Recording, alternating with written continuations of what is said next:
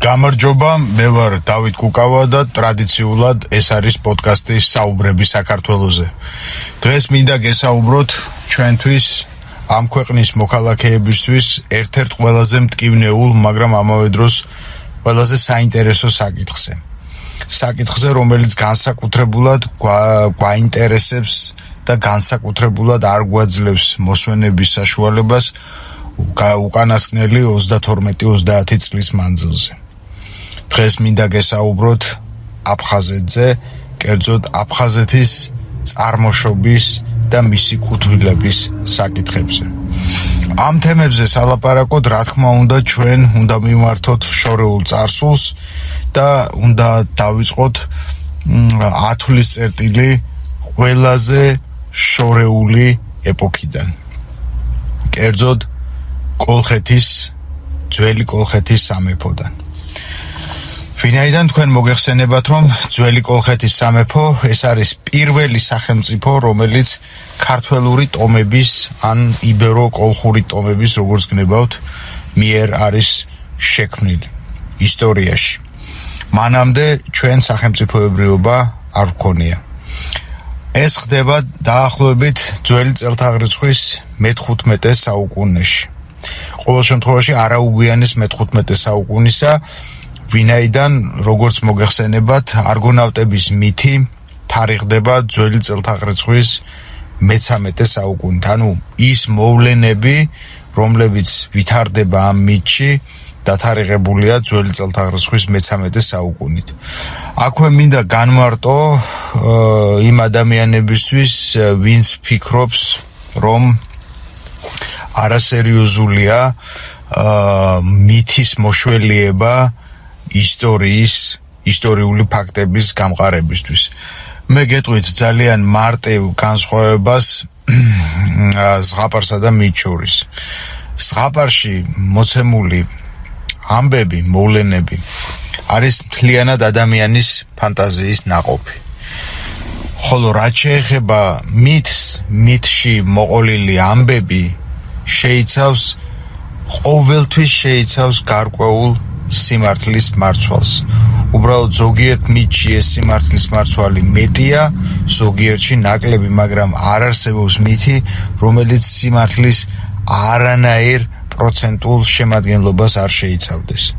ასე რომ ჩვენ თამამად შეგვიძლია გამოვიყენოთ და დავეყრდნოთ არგონავტების მითს, როგორც კოლხეთის ისტორიის კვლევის ერთ-ერთ ირიბ საშუალებას. რა თქმა უნდა, ჩვენ მას ვერ დავეყრდნობით როგორც მთავარ და ძირითად წყაროს, მაგრამ ეს არის ერთ-ერთი ირიბი წყარო და ირიბი დამამტკიცებელი იმისა, რომ კოლხეთის სამეფო ძველი წელთაღრიცხვის მე-13 საუკუნისთვის მართლაც იყო ძალიან ძლიერი, ძალიან წარმატებული და ძალიან განვითარებული ქვეყანა. განვითარებული როგორც კულტურული, ისევე ეკონომიკური და პოლიტიკური კუთხით.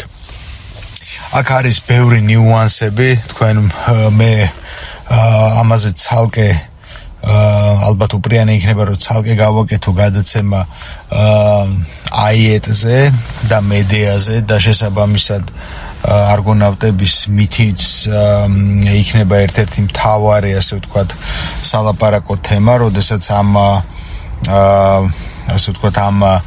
ნახევრად მითოლოგიურ, ნახევრად ისტორიულ პიროვნებებზე ვილაპარაკებ, მაგრამ ფაქტი არის დღეისათვის ჩვენი გადაცემისთვის, ფაქტი არის ის, რომ ჩვენ აუცილებლად უნდა, რა თქმა უნდა, სიფრთხილით, მაგრამ უნდა გამოვიყენოთ ბერძნული მითოლოგია, ძველი ქართული, კერძოდ კოლხური ისტორიის გარკვეული დეტალების დასადგენად.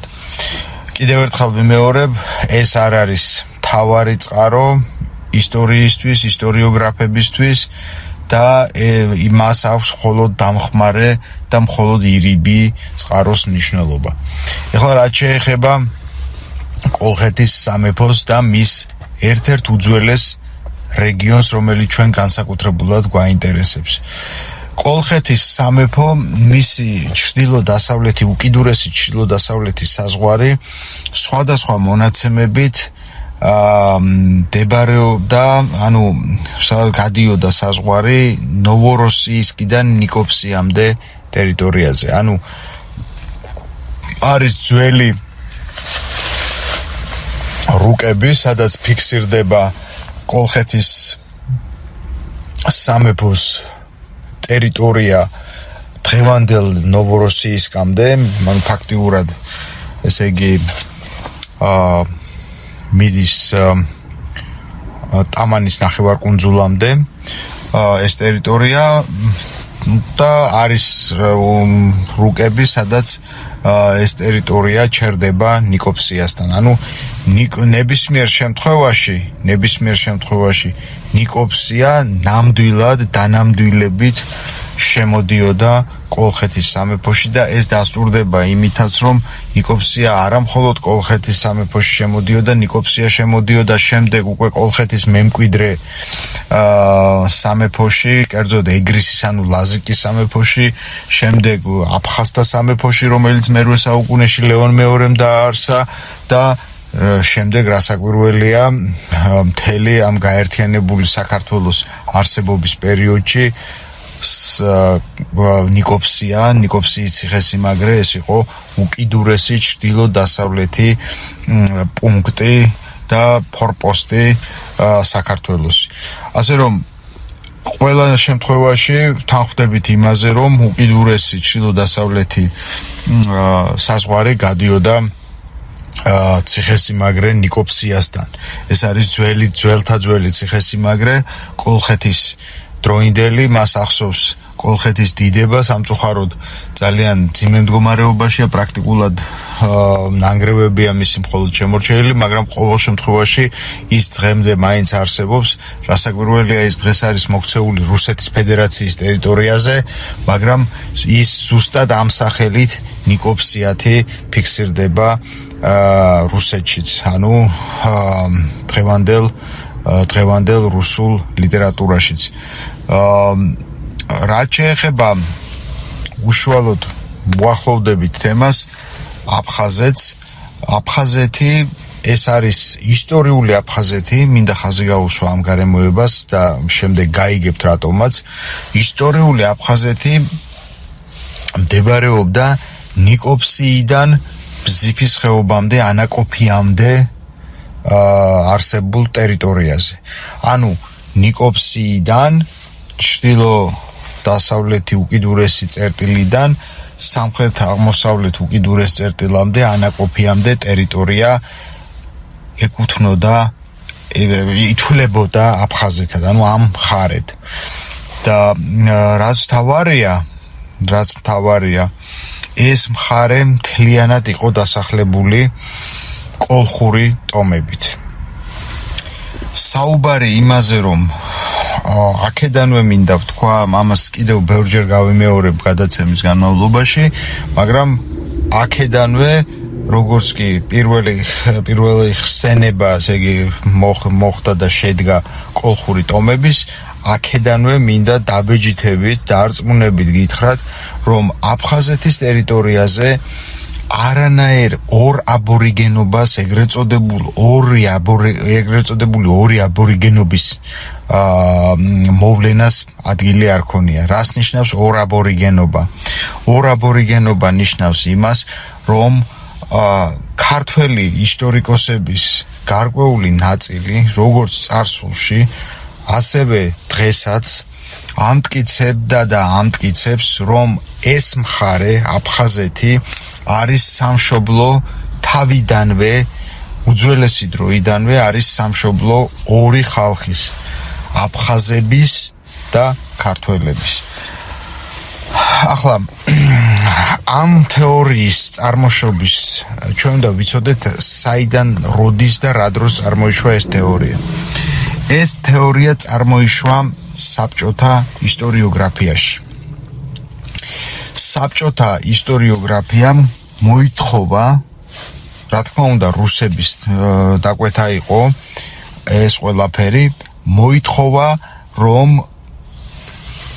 რამენაირად ჩაკვეხებულიყო ამ ტერიტორიაზე აფხაზთა, ანუ ამ შემთხვევაში განმარტების გაკეთება მომიწევს დღევანდელ აფხაზთა, ანუ აფსუათა უძველესი დროიდან ბინადრობის ფაქტი. ეს, რა თქმა უნდა, ჭირდებოდათ იმ მიზნებისთვის, რაც შემდეგ, უკვე დიდი ხნის შემდეგ, 1993 წლის 27-30 სექტემბერს დააგვირგვინეს მათ. სწორედ აქამდე, ანუ 93 წლის 27 სექტემბრამდე, ამ თარიღის დადგომამდე, ამ თარიღის დადგომისთვის იყო საჭირო მთელი ეს იდეოლოგიური მომზადება და თუ მაგალითად იმ წლებში, კომუნიზმის წლებში, ბოლშევიზმის წლებში ქართველ ისტორიკოსებს აძალებდნენ ამის გაკეთებას, ანუ ორაბორიგენობის, ეგრეთ წოდებული ორაბორიგენობის თეორიის დამკვიდრებას, დღევანდელი ისტორიკოსები უკვე სულ სხვა, ასე ვთქვათ, პოლიტიკური და ეგრეთ წოდებული ეთნიკური კონიუნქტურის გათვალისწინებით ამტკიცებენ იგივეს. მე შეგახსენებთ ერთ საინტერესო ფაქტს ამასთან დაკავშირებით, რომ ივანე ჯავახიშვილმა თავის ქართველი ერის ისტორიის 1913 წლის გამოცემაში მიუთითა შავით თეთრზე, რომ აფხაზები იყვნენ ძველი ქართული, ანუ ქართველური, ანუ კოლხური ტომი და რომ აფხაზი შესაბამისად, აქედან გამომდინარე დასკვნით, რომ აფხაზი ასეთი ერი არ არსებობს. ამის შემდეგ უკვე 1926 წელს, როდესაც უკვე საბჭოთა ოკუპაციის პირობებშია საქართველო, ივანე ჯავახიშვილს ეს აზრი შეაცვლევინეს და ოფიციალურად მან ეს აზრი უკვე ასახა თავისი ნაშრომის ახალ რედაქციაში, ანუ ქართველი ერის ისტორიის ახალ რედაქციაში უკვე ეს თეზა, რომ აფხაზები იგივე ქართველები არიან, უკვე არ არსებობდა და გამქრალი იყო. მხოლოდ სამმა ადამიანმა, სიმონ ჯანაშიამ, პავლე ინგოროყვამ და ნიკო ბერძენიშვილმა გაბედეს ამ ყველაფრის შემდეგ, ანუ კომუნიზმის პირობებში გაბედეს იმის მტკიცება, რომ ქართველები, რომ აფხაზი ტომი, ეს არის იგივე კოლხური, ანუ ქართველური ტომი, ქართული ტომი და შესაბამისად აფხაზი როგორც ერი, ასე ვთქვათ, ცალკე არ არსებობს, იმიტომ რომ აფხაზი იგივე ქართველია. ზუსტად ეს სიტყვები უწერია მაგალითად პავლე ინგოროყვას. აფხაზი იგივე ქართველია და აფხაზეთი იგივე საქართველოს სინონიმია. ზუსტად ასე უწერია, სიტყვით შეგიძლიათ გადაამოწმოთ პავლე ინგოროყვას გიორგი მერჩულის ნაშრომში, ფუნდამენტურ ნაშრომში, რომელიც გიორგი მერჩულეს მიუძღვნა, მას აქვს სპეციალური თავი, თუ არ ვშტები, მეოთხე თავი, სადაც საუბარია აფხაზეთის, ანუ დასავლეთ საქართველოს სამეფოს ისტორიაზე. მეოთხე თავი და თქვენ შეგიძლიათ მანდეს გადაამოწმოთ ეს ყველაფერი. ანუ მე ამ შემთხვევაში ვლაპარაკობ მხოლოდ ფაქტებზე და ვერიდები ყოველგვარი მონაჩმახის, ჭორის და რაღაცა ქუჩაში გაგონილის თქვენთვის მიწოდებას. ასე რომ, მეგობრებო, აფხაზეთი, ანუ ისტორიული აფხაზეთი, როგორც თქვით, ეს არის ტერიტორია ნიკოპსიიდან ანაკოფიამდე და ამ ტერიტორიაზე მოსახლეობენ კოლხური ტომები. ჰენიოხები, სანიგები, აფსილები, იგივე აფშილები, მაკრონები და ასე შემდეგ. შეიძლება რომელიმე ტომის სახელი გამომრჩეს, ამიტომ არ მაქვს პრეტენზია იმაზე, რომ ეს სრული დასახელება გითხარით ამ ტომების, ანუ ყველა ტომი ჩამოგითვალეთ. მაგრამ მთავარი ტომები მაინც ესენია, ეს არის ჰენიოხები, აფშილები, მაკრონები, სანიგები და ასე შემდეგ. ეს ხალხი არის ვინ? მაგალითად, მაკრონები არიან თანამედროვე მეგრელების პირდაპირი წინაპრები. ჰენიოხები კი არა და სანიგები, თუ არ ვშტები, ეს სანიგები არსებობს ვერსია, რომ ჰენიოხებიც, მაგრამ სანიგები, როგორც უფრო გამიგია და სხვადასხვა წყაროებით წამიკითხავს, სანიგები არიან დღევანდელი სვანების წინაპრები, პირდაპირ უშუალო წინაპრები. ასე რომ, მეგობრებო, ეს ტერიტორია ძირითადში დასახლებულია მეგრელებითა და სვანებით უძველესი დროიდან. მაგრამ კიდევ ერთხელ გეუბნებით, ხელწამოსაკრავი არ არის სხვა ატომებიც, იგივე ჰენიოხები, აფსილები, რომლებიც ასევე წმინდა კოლხური ტომებია, გენეტიკურად, ეთნიკურად, ყველანაირად და არანაირი კავშირი მათ არ აქვთ დღევანდელ აფსუებთან, შესაბამისად ჩრდილოკავკასიელებთან, ჩრდილოკავკასიურ ტომებთან. და ასე ვითარდება აფხაზეთი საუკუნეების განმავლობაში. ის არის ერთ-ერთი მხარე ძველი კოლხეთის. იქ რა თქმა უნდა საუბარი იმ დროს, როდესაც არსებობდა პირველი სამეფო, ანუ ძველი კოლხეთის სამეფო, რასაც პირობითად უწოდებთ ძველი კოლხეთის სამეფოს, ეს პირველი სამეფო, რომელიც დააარსეს ისტორიაში ჩვენმა იბეროკოლხურმა ტომებმა, მისი სალაპარაკო ენა, ანუ მთელი კოლხეთის და მათ შორის, რა თქმა უნდა, მისი ერთ-ერთი ჩრდილოდასავლური მხარის, რომელსაც დღეს აფხაზეთი ეწოდება, სამეტყველო ენა იყო ზანური. რა არის ზანური? ზანური ეს არის კოლხეთში, ანუ კოლხეთის პირველ სამეფოში, ძველ კოლხეთში მოქმედი ენა. შეიძლება პირდაპირ ვთქვათ, რომ ეს არის კოლხეთის სახელმწიფო ენა. ზანური არის ის ენა, რომელსაც შემდგომ უკვე მოგვიანო პერიოდში გამოეყო, ის დაიშალა ზანური და მას გამოეყო ორი დიდი განშტოება, ორი ენა, ლაზური და მეგრული. ანუ დღეს არის საუბარი იმაზე, რომ ხშირად შეხვდებით ალბათ განსაკუთრებით სოციალურ ქსელებში, რომ ბევრი ადამიანი, განსაკუთრებით მეგრელები, ამტკიცებენ იმას, რომ ძველ კოლხეთში ძველი კოლხები ლაპარაკობდნენ, საუბრობდნენ მეგრულად. ეს პირდაპირ თლად ასე სინამდვილეს არ შეეფერება, ვინაიდან კიდევ ერთხელ გეუბნებით, ძველ კოლხეთში არსებობდა მეგრულისა და ლაზური ენების წინაპარი ენა, საერთო კოლხური ენა, ზანური ენა, რომელიც განსხვავებულად ჟღერდა, როგორც ენათმეცნიერები ამტკიცებენ, ის ენა ცოტა განსხვავებულად ჟღერდა და გამოითქმებოდა ვიდრე თანამედროვე მეგრული ან ლაზური ენები. ეს ბუნებრივია, ეს ახლა ვინც ენათმეცნიერებაში მაინც და მაინც დიპლომი არ არის აუცილებელი, ვინც ცოტათი მაინც ერკვევა ენათმეცნიერებაში, ცოტა რამ წაუკითხავს, მისთვის ეს აბსოლუტურად ჩვეულებრივი მოვლენაა, იმიტომ რომ ძველი ენები როგორც წესი განსხვავდებიან მათი თანამედროვე შთამომავლებისგან, მათი თანამედროვე ვარიანტებისგან, ამ ენების თანამედროვე ვარიანტებისგან. ანუ როგორც გითხარით, ძველ კოლხეთში მთელ ტერიტორიაზე და მათ შორის, რა თქმა უნდა, აფხაზეთის ტერიტორიაზე საუბარი მეტყველება წარმოებდა ზანურ, ანუ ძველ კოლხურ ენაზე. ეხლა ნელ-ნელა ვუახლოვდებით იმ პერიოდს, რომელიც ჩვენ განსაკუთრებულად გვაინტერესებს. ანუ ეს არის პერიოდი, როდესაც უკვე იქმნება აფხაზეთის საერისთავო, ოდიშის საერისთავო და სვანეთის და ასე შემდეგ და ასე შემდეგ. ეს არის უკვე მოგვიანო პერიოდი. ეგრისის სამეფოს შემთხვევაშიც ანალოგიური სიტუაცია გვაქვს, ანუ ეგრისის, ანუ ლაზიკის სამეფოს არსებობის პერიოდშიც უკვე დაყოფილია ენები, ლაზური და მეგრული გამოყოფილია ზანურიდან, შესაბამისად აფხაზეთის ტერიტორიაზე ძირითადად არსებობს ძირითადი დომინანტი ენა არის ორი ენა, ეს არის მეგრული და სვანური ენები.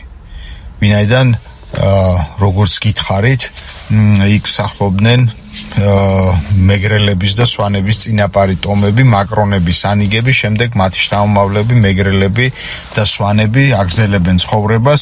ისინი არიან უმრავლესნი ამ ტერიტორიაზე და შესაბამისად ბუნებრივია, რომ მეგრული და სვანური არის ის ენები, რომელიც ისმის აფხაზეთში. რაც შეეხება უკვე მერვე საუკუნისკენ, როდესაც იქმნება კოლხეთის მესამე სამეფო, ჩვენ ასე შეგვიძლია მას უწოდოთ, ანუ პირველი სამეფო ეს არის ძველი კოლხეთის სამეფო, რომელიც დაარსდა, როგორც გითხარით, პირველად ამ ქვეყნის ისტორიაში, პირველი სახელმწიფო, შემდეგ იყო მისი მემკვიდრე სახელმწიფო ეგრისის ანუ იგივე ლაზიკის სამეფო და მესამე სამეფო ეს არის ამ ტერიტორიაზე, ანუ დღევანდელი დასავლეთ საქართველოს ტერიტორიაზე და შესაბამისად დღევანდელი ტერიტორიის ნაწილი გადასული რუსეთის ფედერაციის იურისდიქციაში, ამ ტერიტორიაზე მესამე სამეფო იქმნება, რომელსაც ეწოდება აფხაზთა სამეფო. ეხლა აფხაზთა სამეფოს აარსებს ვინ? აფხაზთა სამეფოს აარსებს ლეონ მეორე. ლეონ მეორე, რომელიც არის აფხაზთა ერისთავ-თერისთავი. აფხაზთა ჯერ არსებობდა აფხაზთა საერისთავო, რომელიც ლეონ პირველმა, ლეონ მეორის ბიძამ გადააკეთა, მოახერხა და გადააკეთა ერისთავთ, ესე იგი ერისთავ-თერისთავობის ტიტულად, ანუ ერისთავ-თერისთავის ტიტული მიიღო. ამის შემდეგ ეს ბიძა არის უშვილო და მას ახავს, ასე ვთქვათ, მემკვიდრედ ახავს თავისი ძმისწული, რომელიც იყო ლეონ მეორე და ლეონ მეორეს უტოვებს თავის საერისთავოს სამართავად. ლეონ მეორე აკეთებს ასეთ რამეს. უпростоრად მე შემეშალა, ბოდის მოვიხდი, ლეონ პირველი უბრალოდ ერისთავია და ლეონ მეორე აკეთებს ასეთ რამეს. მან თავისი დიპლომატიის წყალობით ბიზანტიელებთან მოახერხა ის, რომ მიიღო ერისთავ-თერისთავის წოდება, ანუ აღმატებული წოდება მიიღო, ჯერ ეს გააკეთა, ხოლო შემდეგ ის უკავშირდება ხაზარებს, რომელთა მმართველის დისწულიც არის თვითონ ლეონ მეორე და შესაბამისად ამ ხაზართა დახმარებით, ხაზართა არმიის დახმარებით ის ახერხებს ბიზანტიელთა განდევნას თავისი საერისთავოდან, თავისი ქვეყნიდან, ანუ აფხაზეთიდან. კიდევ ერთხელ გეუბნებით, ეს არის ისტორიული აფხაზეთი, ნიკოფსიიდან ანაკოფიამდე ტერიტორია. სად არის ლეონ მეორის რეზიდენცია, მისი, ასე ვთქვათ, აფხაზთა საერისთავოს დედაქალაქი, ჯერ კიდევ საერისთავოსი, ანაკოფიაში. როდესაც ლეონ მეორემ, ანაკოფია ეს არის, ანუ თანამედროვე ახალი ათონი. როდესაც ლეონ მეორემ ბიზანტიელები განდევნა ქვეყნიდან, მას რა თქმა უნდა გაუჩნდა მეტი ამბიცია და მან თავი გამოაცხადა მეფედ, აფხაზთა მეფედ და შესაბამისად აფხაზთა საერისთავო გარდაიქმნა აფხაზთა სამეფოდ. დედაქალაქი კვლავ ჯერ კიდევ რჩება ანაკოფიაში. ამის შემდეგ ლეონ მეორე იწყებს მოძრაობას აღმოსავლეთით და ის იწყებს მისი მეზობელი ტერიტორიების ნელ-ნელა გათავისუფლებას ბიზანტიელებისაგან. ახლა აქ არის ერთი მომენტი გასათვალისწინებელი. სიმონ ჯანაშიას აზრით ის ექსპანსია, ანუ ის მოქმედება, რასაც ახორციელებდა ლეონი თავისი საერისთავოს მეზობელი ტერიტორიების ასათვისებლად, მას ეძახის დაპყრობას. ხოლო რაც შეეხება პავლე ინგოროყვას, პავლე ინგოროყვა ამბობს, რომ ეს კი არ იყო დაპყრობა, არამედ ეს იყო ძველი კოლხეთის, ანუ ეგრისის სამეფოს ძველი ტერიტორიის გათავისუფლების პროცესი ბიზანტიელებისგან და საბოლოოდ ეს დააგვირგვინა ლეონ მეორემ იმით, რომ მან ბიზანტიელები მოაშორა ქუთაის და ქუთაისი, ასე ვთქვათ, დაიკავა და ქუთაისში გადაიტანა მაშინათვე დედაქალაქი, როგორც კი ქუთაისი გაათავისუფლა ბიზანტიელებისგან. მე პირადად ვერ ვხედავ პრობლემას იმაში, რომ როგორც სიმონ ჯანაშია უწოდებს ამ პროცესს, რომ ამ პროცესს დაუშვათ ერქვას დაპყრობა, იმიტომ რომ ჩვენ უნდა გავითვალისწინოთ კონტექსტი, ჩვენ უნდა გავითვალისწინოთ ეპოქა. ეს არის შუა საუკუნეები, ეს არის ფეოდალური ეპოქა და ამ დროს ერთი რომელიმე საერისთავოს, ერთი რომელიმე სამეფოს, თუნდაც ქართული სამეფოს, ერთი სამეფოს მიერ მეორე ქართული სამეფოს ტერიტორიის დაკავება რომ იყოს, რომ ერქვას და კვალიფიცირდეს როგორც დაპყრობა, ეს აბსოლუტურად ნორმალურია ჩემი აზრით. თუმცა როგორც გითხარით, პავლე ინგოროყვა მაინც ამტკიცებს იმას, რომ ეს არ იყო დაპყრობა, მე ვფიქრობ, რომ პავლე ინგოროყვას ამით უნდოდა იმის ხაზგასმა, რომ ეს არ იყო უცხო ქვეყნის მონარქის მიერ ტერიტორიების დაპყრობა, ოკუპაციისა და ანექსიის პროცესი.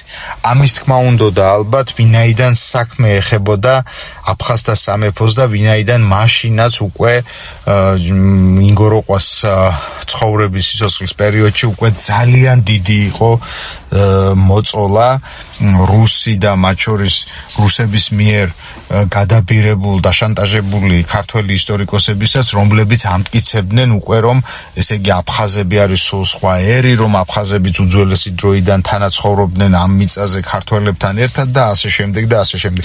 და სწორედ ამას უსვამდა, ამიტომ უსვამდა ხაზს ჩემი აზრით პავლე ინგოროყვა, როდესაც ის ამტკიცებდა, რომ ეს არ იყო დაპყრობა, არამედ ეს იყო ძველი კოლხური მიწების გათავისუფლება ბერძნებისგან, ბიზანტიელებისგან და ქვეყნის გაერთიანება. ამ შემთხვევაში გულისხმება დასავლეთ საქართველოს ამ ეგრისის ძველი სამეფოს, კოლხეთის ძველი სამეფოს გაერთიანება აფხაზთა ლეონიდების დინასტიის ფრთის ქვეშ. ასე იყო თუ ისე იყო, მოხდა ეს ფაქტი, რომ პირველი რაც გააკეთა ლეონმა, თავისი სატახტო, ესე იგი თავისი ტახტი გადაიტანა ქუთაისში. ახლა შეიძლება ვიღაცამ თქვას და მოიყვანოს მაგალითი, რომ უცხოელი იყო ლეონი და ის იყო აფხაზის, ისეთი აფხაზი, რომ ის ქართველი არ იყო და რომ მან დაიპყრო ამ დროს, ესე იგი კოლხეთის ტერიტორია და რომ აიღო, ესე იგი ძველი ქალაქი ქუთათისი და იქ როგორც დამპყრობელმა ის გადააკეთა თავის დედაქალაქად, ისევე როგორც მაგალითად სელჯუკებმა თავის დროზე, ოტომანებმა თავის დროზე დაიპყრეს და თავიანთ დედაქალაქად აქციეს კონსტანტინოპოლი. მაგრამ აქ ასეთ რაღაცასთან ნამდვილად არ გვაქვს საქმე, იმიტომ რომ აბსოლუტურად თავიდან ბოლომდე ლეონი არის მოქცეული ქართულ სივრცეში, აბსოლუტურად მოქცეულია ქართულ გავლენაში და მას არაფერი ეტყობა იმის და არაფერი არ ჩანს, არანაირი მტკიცებულება, ნივთიერი მტკიცებულება, არანაირი წერილობითი მტკიცებულება, არანაირი თუნდაც ზეპირსიტყვიერი გადმოცემა არ არსებობს იმაზე, რომ ლეონი იყო, ესე იგი ლეონი ისევე იყო, ასე ვთქვათ, ისევე იჯდა ქუთაისში, როგორც მაგალითად მეჰმედ მეორე კონსტანტინოპოლში. ესეთი რამე არ არსებობდა ბუნებაში, ასეთი რამე არ მომხდარა, ეს არ არის ისტორიული ფაქტი და შესაბამისად ჩვენ თამამად შეგვიძლია ვთქვათ, რომ ლეონმა დაიკავა ქუთაისი არა როგორც დამპყრობელმა, არა ქართველმა მონარქმა და მომხდურმა მტერმა, არამედ როგორც ქართველმა ქართულ სივრცეში და ქართული, საერთო ზოგად ქართული და ზოგად ქართული, ასე ვთქვათ, კულტურით გაჟღენთილმა ადამიანმა. ეს ჩანს ყველაფერში. ის რომ ლეონი ქართველია, ის რომ ლეონი არის შინაური, ასე ვთქვათ, და ის რომ ლეონისთვის ქუთაისი არის არა დაპყრობილი ქალაქი, უცხო ქალაქი, არამედ თავისი ქალაქი, ეს ჩანს ყველაფერში. თუნდაც პირველ რიგში ეს ჩანს მის შთამომავლებში. ჩვენ ვხედავთ მისი შთამომავლების უამრავ ბარელიეფს, ფრესკებს და უამრავ სხვა მტკიცებულებებს, რა თქმა უნდა, ქართული წარწერებით და რა თქმა უნდა, ქართულ ტაძრებზე, ქართველების მიერ აგებულ ტაძრებზე, როგორც აფხაზეთის ტერიტორიაზე, დღევანდელი აფხაზეთის ტერიტორიაზე, ასევე დღევანდელი ქართლის, კახეთის ტერიტორიებზე არსებულ ძეგლებზე და ასე შემდეგ და ასე შემდეგ.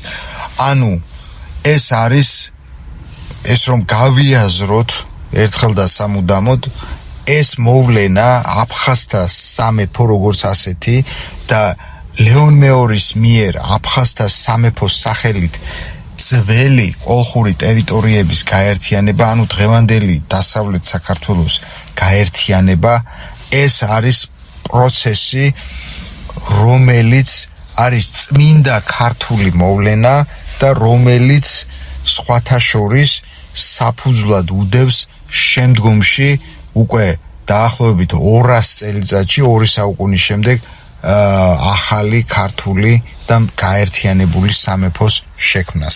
რატომ უდევს ეს საფუძვლად? და აი კიდევ ერთი მტკიცებულება იმისა, თუ რატომ არის ლეონ მეორე ქართველი მონარქი და არა აფხაზი, ან როგორც ახლა გამოითქვა კიდე მოსაზრება, რომ საერთოდაც ბერძნულენოვანი, ანუ ბერძენი იყო რა ქვია ეთნიკურად, ეს 1000-ნაირ სისულელეს იგონებენ, იმის ოღონდ კი არ დამტკიცდეს, ოღონდ კი არ გამოჩნდეს, რომ ლეონ მეორე იყო ქართველი მონარქი. აი ერთი კიდე მთავარი მტკიცებულება, თუ რატომ იყო ის ქართველი და რატომ აზროვნებდა ზოგად ქართული აზროვნებით.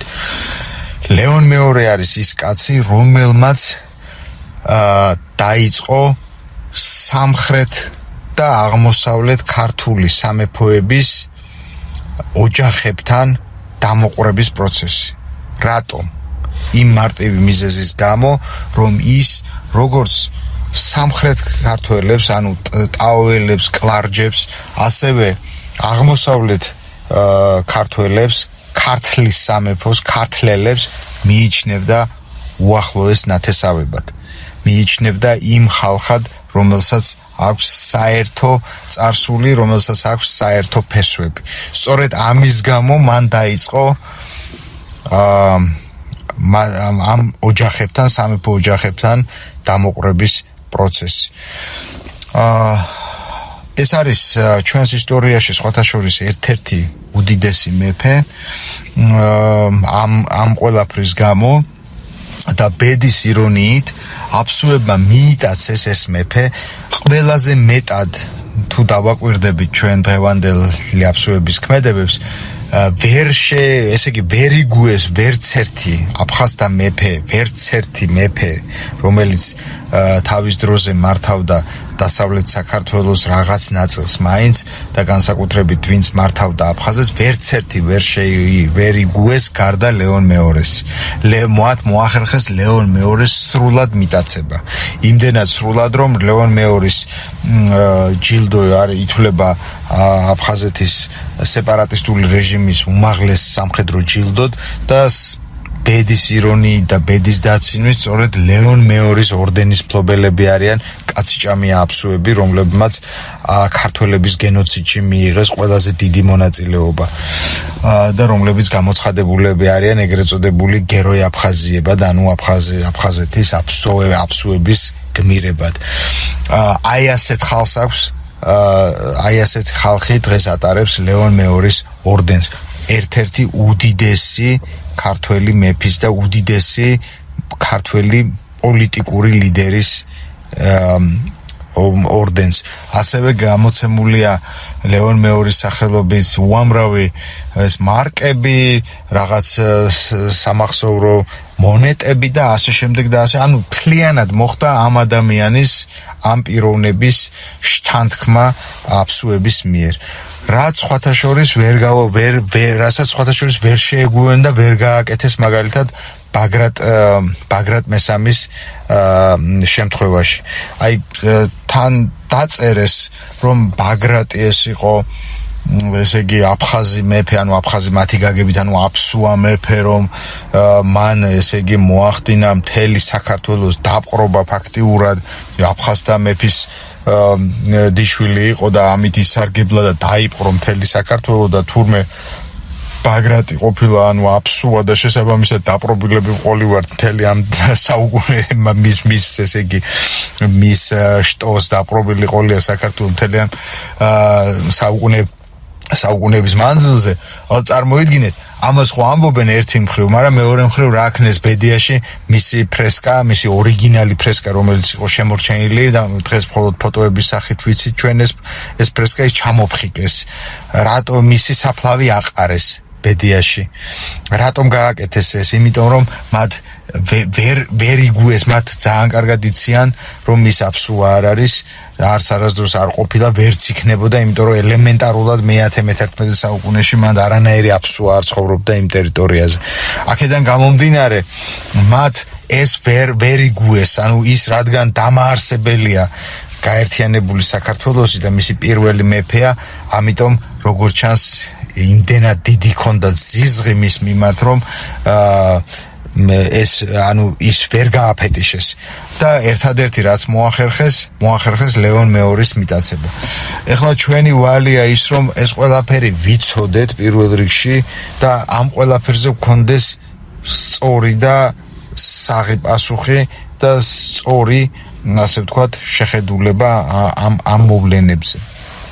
ამიტომაც ვლაპარაკობ ამაზე. ეხლა მე წინა გადაცემაში, როდესაც საუბარი მქონდა აფხაზურ ანბანზე, იქ ზოგიერთმა დამეწერა კომენტარი, რომ ესო ქართველებმა ძალიან კარგად ვიცითო შენო ინგლისურად და რუსულად თარგმნეო, თორე ისეო წყლის ნახვა გამოდის უკაცრავად, მაგრამ თქვენ თუ რაღაც იცით, დიდი ძალიან კარგია, ძალიან მივესალმები ამას და ძალიან მიხარია კიდეც, მაგრამ ძალიან ცუდი წარმოდგენა გქონიათ ზოგადად საზოგადოების დიდი ნაწილის გათვითცნობიერებულობაზე, განსაკუთრებით აფხაზეთის საკითხებთან დაკავშირებით. მე არავის ქედმაღლურად არ მიმართავ, არც მენტორი ვარ არავისი, არც არავის ჭკუას არ ვასწავლი, არც არავის ასე ვთქვათ ზნეობისკენ და მორალისკენ არ მიუთითებ, ესეთი ადამიანი აბსოლუტურად არ ვარ. პირიქით, მე როდესაც ვლაპარაკობ, რომ საზოგადოების დიდმა ნაწილმა რაღაცა არ იცის და რაღაცაში ვერ ერკვევა, ამ შემთხვევაში ყოველთვის გულისხმობ საკუთარ თავსაც ამ საზოგადოებაში და შესაბამისად მეც თქვენთან ერთად ვსწავლობ და თქვენთან ერთად ვიღებ ინფორმაციას იმის თაობაზე, თუ სინამდვილეში ამ კონკრეტულ შემთხვევაში, როდესაც ვსაუბრობთ აფხაზეთში, თუ სინამდვილეში რა ხდებოდა აფხაზეთში, რა პროცესები მიდიოდა იქ და სინამდვილეში ვინ რა როლი ითამაშა აფხაზეთთან მიმართებაში დადებითი თუ არყოფითი კუთხით. ამას მე თქვენთან ერთად ვგებულობ, თქვენთან ერთად ვსწავლობ და თქვენთან ერთად, ასე ვთქვათ, ვითარდები მე თვითონაც. და ამიტომ მე მიმაჩნია, რომ ეს ყველაფერი დიახაც რომ ქართულად უნდა ვილაპარაკოთ, ანუ ჩვენ ჯერ შიგნით უნდა გავერკვიოთ საკითხში, ჩვენ ჯერ შიგნით უნდა კარგად ვიცოდეთ ის თუ რა ისტორიის პატრონები ვართ, რა იყო, რა ისტორიულ მოვლენებს და ფაქტებს ჰქონდა ადგილი ჩვენს წარსულში და ვინ რომელმა ისტორიულმა პიროვნებამ რა როლი ითამაშა ამა თუ იმ ეპოქაში დადებითი თუ არყოფითი კუთხით. ეს ყველაფერი ჩვენ გვჭირდება პირველ რიგში, რომ თუ ჩვენ თვითონ არ ვართ განვითარებულები, გათვითცნობიერებულები, ჩვენ როგორ შეიძლება სხვას რამე ვუმტკიცოთ. ამიტომ მე მგონია, რომ ქართულად დიახაც რომ საჭიროა ეს ასეთი ამ ტიპის გადაცემები. მე არ ვამბობ, რომ ჩემი გადაცემა არის საუკეთესო, მე ვამბობ უბრალოდ იმას, რომ მე ერთი აგურის დამდები ვარ ამ შემთხვევაში, ერთი პატარა აგურის დამდები იმ საქმეში, რასაც ქვია ჩვენი ისტორიის ყველაზე საინტერესო და ყველაზე ნაკლებად ცნობილი და ნაკლებად გააზრებული ნაწილის შესწავლა და ამის გააზრება, სწორი გააზრება იმ ყველაფრის თუ რა ხდებოდა და როგორ ხდებოდა. მეტი არაფერი. მეგობრებო, როგორც თქვენ ხვდებით, ჩემი მიზანი არ არის მხოლოდ და მხოლოდ ისტორიული ფაქტების და მოვლენების მშრალად ქრონოლოგიურ სტილში თქვენთვის გადმოცემა. არამედ ჩემი მიზანია, რომ ვისაუბრო ამ ფაქტებიდან წამოჭრილ, ამ ფაქტებიდან გამომდინარე სხვადასხვა საკითხებზე. ამიტომ მიწევს გარკვეული გადახვევების გაკეთება და მე მგონი, რომ ეს არ არის თქვენთვის უინტერესო. ყოველ შემთხვევაში ამის შესახებ მომწერეთ თქვენი აზრი და ასევე მაინტერესებს თქვენი აზრი თითოეული გადაცემის ხანგრძლივობის შესახებ. მაგალითად, მე ვფიქრობ, რომ ერთი გადაცემა არ უნდა იყოს წესით 30-40 წუთზე უფრო ხანგრძლივი. ვინაიდან ადამიანებს დღევანდელ ცხოვრებაში უბრალოდ არ აქვთ იმის დრო, რომ დაჯდნენ და თავიდან ბოლომდე 1 საათიან და უფრო მეტი ხანგრძლივობის გადაცემას უყურონ.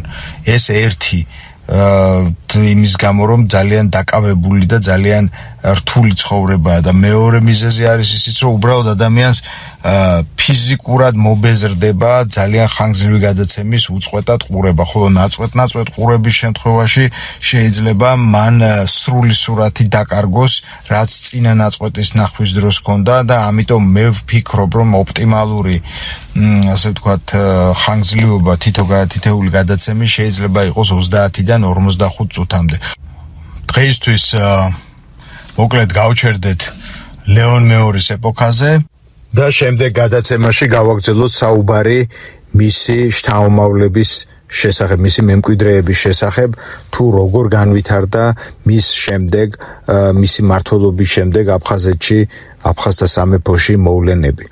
ჩვენ შემდეგ გადაცემაში ამ საკითხთან ერთად აუცილებლად მივადგებით აფხაზთა იდენტობის საკითხს და ასევე აფსუათა იდენტობის საკითხს.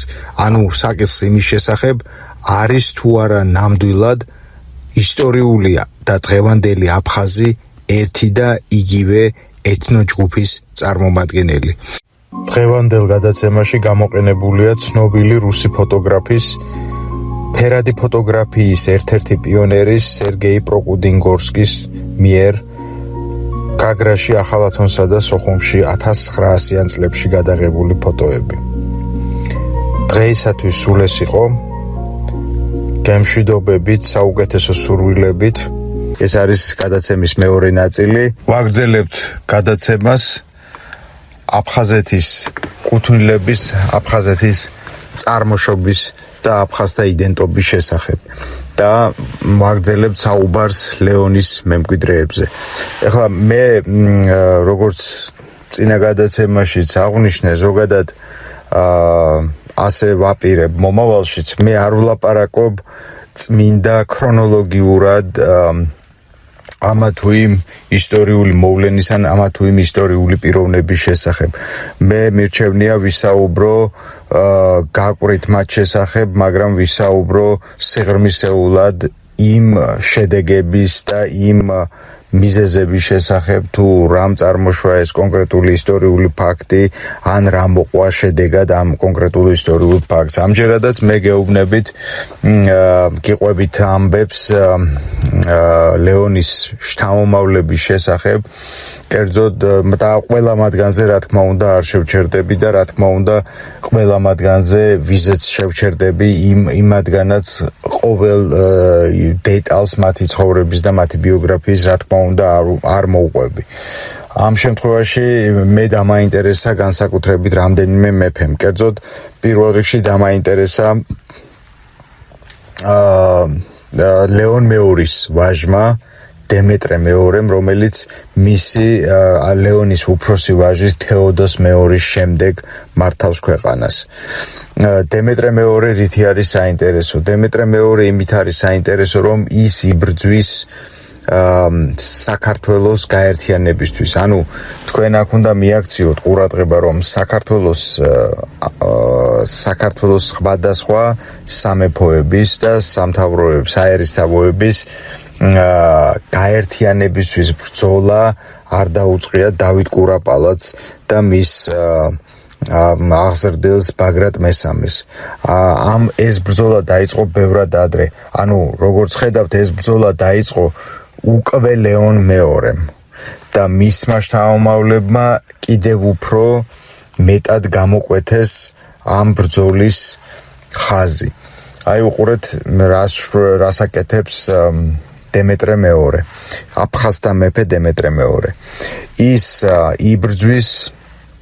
აქტიურად იბრძვის დამოუკიდებლობის შენარჩუნებისთვის, ის იბრძვის ბიზანტიელების წინააღმდეგ, ამარცხებს მათ ხელახლა და ის ასევე იბრძვის ბუღათურგის წინააღმდეგაც, ანუ არაბების წინააღმდეგაც და შესაბამისად არა მხოლოდ ინარჩუნებს თავის სამეფოს დამოუკიდებლობას, არამედ ის იბრძვის ქართლში არაბთა განსადევნად. ანუ აფხაზთა მეფე იბრძვის იმისთვის, რომ არა მხოლოდ თავისი სამეფო დასავლეთ საქართველოს დღევანდელი ტერიტორია, არამედ ქართლი, ანუ აღმოსავლეთ საქართველოს იქნეს განთავისუფლებული, გაწმენდილი უცხო ძალებისგან, უცხო ოკუპანტებისგან. და ამას აკეთებენ, რა თქმა უნდა, იმ პოზიციიდან, რომ თვითონ თვლიან თავიანთ თავს ამ მიწების მეპატრონედ, მაგრამ არა როგორც უცხოელ მეპატრონედ, არა როგორც ვიღაც გადამთიელად, არამედ შინაურად. მოკლედ ამ სიტყვების გამეორება ხშირად მომიწევს, იმიტომ რომ მუდმივად ვამტკიცო, რომ აფხაზთა მეფეები არიან ქართველი მეფეები, პოლიტიკურად, ეთნიკურად, რელიგიურად ესენი არიან ქართველი მეფეები. ამის მტკიცება სამწუხაროდ გვიწევს 21 საუკუნეშიც, ვინაიდან ასეთ უსუსურ პოზიციაში ჩაგვაყენა მტერმა. მაგრამ არ არის პრობლემა, ჩვენ უნდა დავიცვათ სწორედ ეს პოზიცია, ჩვენ უნდა დავიცვათ სწორედ ეს სიმართლე, რა სიმართლეც ჩვენს მხარეს არის. დემეტრე მეორეს კიდევ ერთი ძალიან მნიშვნელოვანი და ძალიან არსებითი გადაწყვეტილება, რაც კიდევ ერთხელ მე რამდენად უსვამს ხაზს მის ქართველობას. არის კერძოდ ის, რომ მან გრიგოლ ხანძთელს თხოვა დასავლეთ საქართველოში, ანუ აფხაზთა სამეფოში აეშენებინა ქართული მონასტერი. ვეკითხები ტვინნაღრძობ აფსუა ისტორიკოსებს, მათ ზურს უკან დგომ რუს ისტორიკოსებს და უბედურ ქართველ ისტორიკოსებს, რომლებსაც მიაჩნიათ, რომ აფხაზთა სამეფო ეს იყო აფხაზების და ქართველების ერთობლივი სამეფო.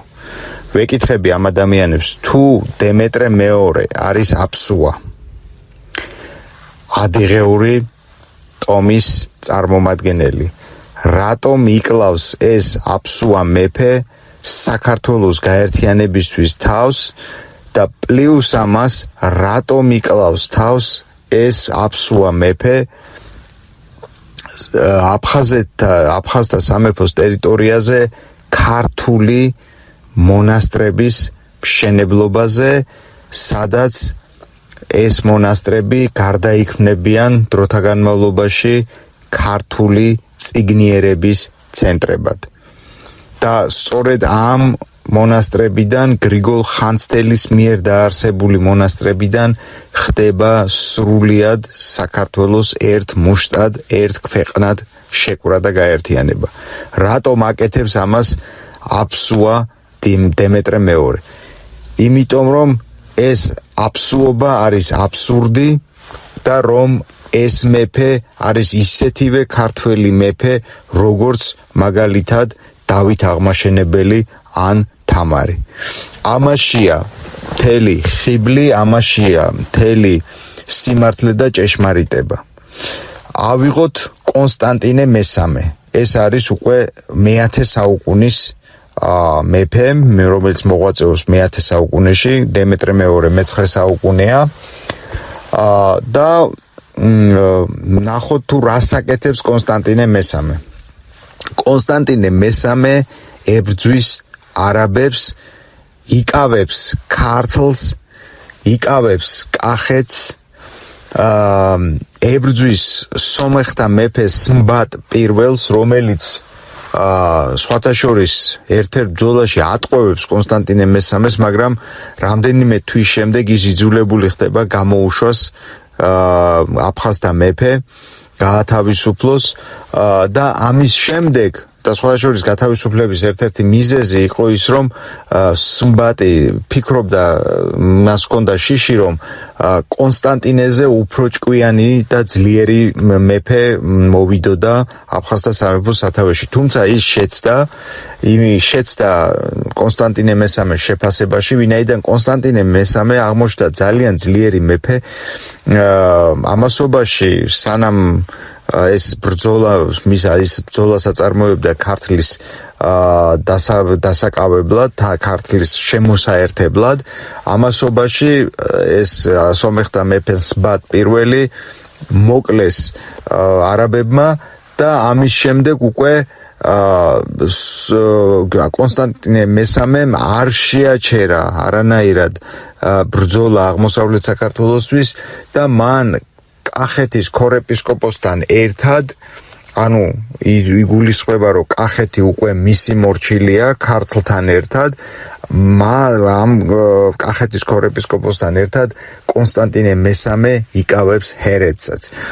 ანუ წარმოიდგინეთ, რომ ეს გაერთიანების პროცესი, ანუ ასე უნდა შევხედოთ ამ პროცესს, ეს არის საქართველოს გაერთიანებისთვის დაწყებული ბრძოლის პროცესი და როგორც ისტორიოგრაფია გვასწავლის და გვეუბნება, კონსტანტინე მესამის მიერ ჰერეთის დაკავებით მყარდება მთელ საქართველოზე, აღმოსავლეთ საქართველოზე ამ კონკრეტულ შემთხვევაში და დანარჩენ საქართველოს სამხრეთზეც მყარდება აფხაზთა სამეფოს დომინაცია, აფხაზთა სამეფოს ჰეგემონია და ეს გრძელდება მე-10 საუკუნის უკანასკნელ მე-4-დამდე, ანუ პრაქტიკულად ეს გრძელდება დავით კურაპალატამდე, რომელმაც უკვე გამოზარდა ბაგრატ მესამე და ბაგრატ მესამის მეშვეობით მთლიანად მოხდა მთელი საქართველოს გაერთიანება, რა თქმა უნდა, თბილისის საამიროს გამოკლებით, რომელიც უკვე მოგვიანებით დავით აღმაშენებელის გასათავისუფლებელია. ახლა რა მინდოდა ამ ყველაფრით მეთქვა? აი თქვენ თვითონაც ხედავთ, თქვენ თვითონაც შეგიძლიათ თავისუფლად გამოიტანოთ დასკვნა, რომ აფხაზთა მეფეები დაწყებული ლეონ მეორედან, დამთავრებული უსინათლო თეოდოს მესამით, რომელიც უკანასკნელი მეფეა აფხაზთა, ყველა მეფე მოწადინებულია იმაში, რომ მოახდინოს მთელი საქართველოს ქართული სამეფოების და საერისთავოების თავის ესე იგი ხელში მოქცევა და თავის ირგვლივ გაერთიანება. ანუ რა თქმა უნდა ის არის ყველაზე ძლიერი მონარქია, რა თქმა უნდა ის არის ყველაზე ძლიერი ძალა და ამიტომ თავის გარშემო ქმნის ანუ ცენტრი არის თვითონ და თავის გარშემო აერთიანებს დანარჩენ სამეფო საერისთავოებს. ამ დროს უნდა ვიცოდეთ, რომ ქართლი უკვე დიდი ხანია რაც სამეფო არ არის, ქართლი არის საერისმთავრო და მას მართავენ საერისმთავროც არის და მე საერისთავოც არის, ანუ გარკვეულ პერიოდის განმავლობაში ერისმთავარი მართავდა და შემდეგ უკვე აფხაზთა მეფეების გაძლიერების ეპოქაში უკვე აფხაზთა მეფეები თავიანთ როგორც წესი თავიანთ შვილებს, ანუ უფრო მეტად თავიანთ ძმისშვილებს ნიშნავენ ქართლის ერისთავებად. ეხლა რატო ვამბობ ამას და რატო უსვამ ამას ხაზს? აი აქ იმარხება როგორც იტყვიან ხოლმე ძაღლის თავი თუ რატომ უწოდებდნენ შუა საუკუნეებში არა მხოლოდ ქართულ არამედ უცხოურ კონკრეტულად ევროპულ წყაროებში და არა მხოლოდ ევროპულში საქართველოს მთლიანად მთელ საქართველოს აფხაზეთს და ყველა ქართველს აფხაზს სწორედ ეს არის მიზეზი ანუ ის რომ აფხაზთა სამეფომ ამ დროისთვის მოახდინა სრული ჰეგემონია მთელ საქართველოზე და შესაბამისად სიტყვა აფხაზეთი იქცა არა მხოლოდ დასავლურ ქართული სამეფოს არამედ მთლიანად მთელი ქართული სამეფოს საერისთავოების ზოგად საერთო სახელად ანუ აფხაზეთი არის ზუსტად იხმარება ამ ეპოქაში და მომდევნო ეპოქაშიც და ჩვენ ნახავთ ამას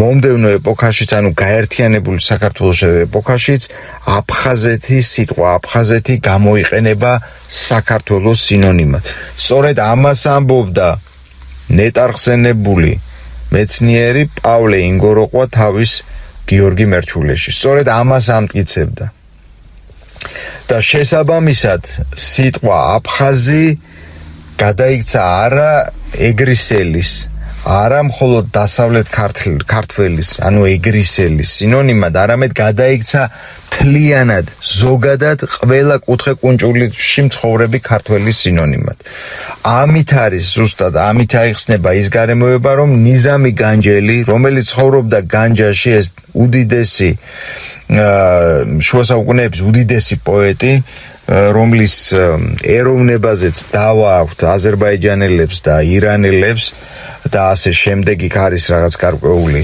ვერსიები მის ეთნიკურობასთან დაკავშირებით თუმცა არა აქვს მნიშვნელობა მოკლედ ეს ადამიანი არის ძალიან დიდი პოეტი ეს არის შოთას წინამორბედი პოეტი მე-11 საუკუნის პოეტია და ის ამბობს ერთ-ერთ თავის ჩანაწერი აქვს ასეთი სადაც ამბობს რომ აფხაზებმა შეაწუხეს ანუ განჯა ესე იგი იმ დროს იყო ჯერ კიდევ არ იყო შემოსული საქართველოს ტერიტორიაში იმ დროს იყო მოსაზღვრე საქართველოსთან მოსაზღვრე რეგიონის ქალაქი და ეს დიდი პოეტი თავის ჩანაწერში თავის დღიურში აღნიშნავს რომ აფხაზებმა შეაწუხეს ანუ ამ შემთხვევაში ის სიტყვა აფხაზს იყენებს ქართველის სინონიმად ჩვენ ვიცით რომ მოგვიანებით როდესაც უკვე აღმოსავლეთ საქართველოზე გადავიდა დომინაცია და ჰეგემონია სწორედ ამის გამო ქვია დღეს ჩვენს ქვეყანას საქართველო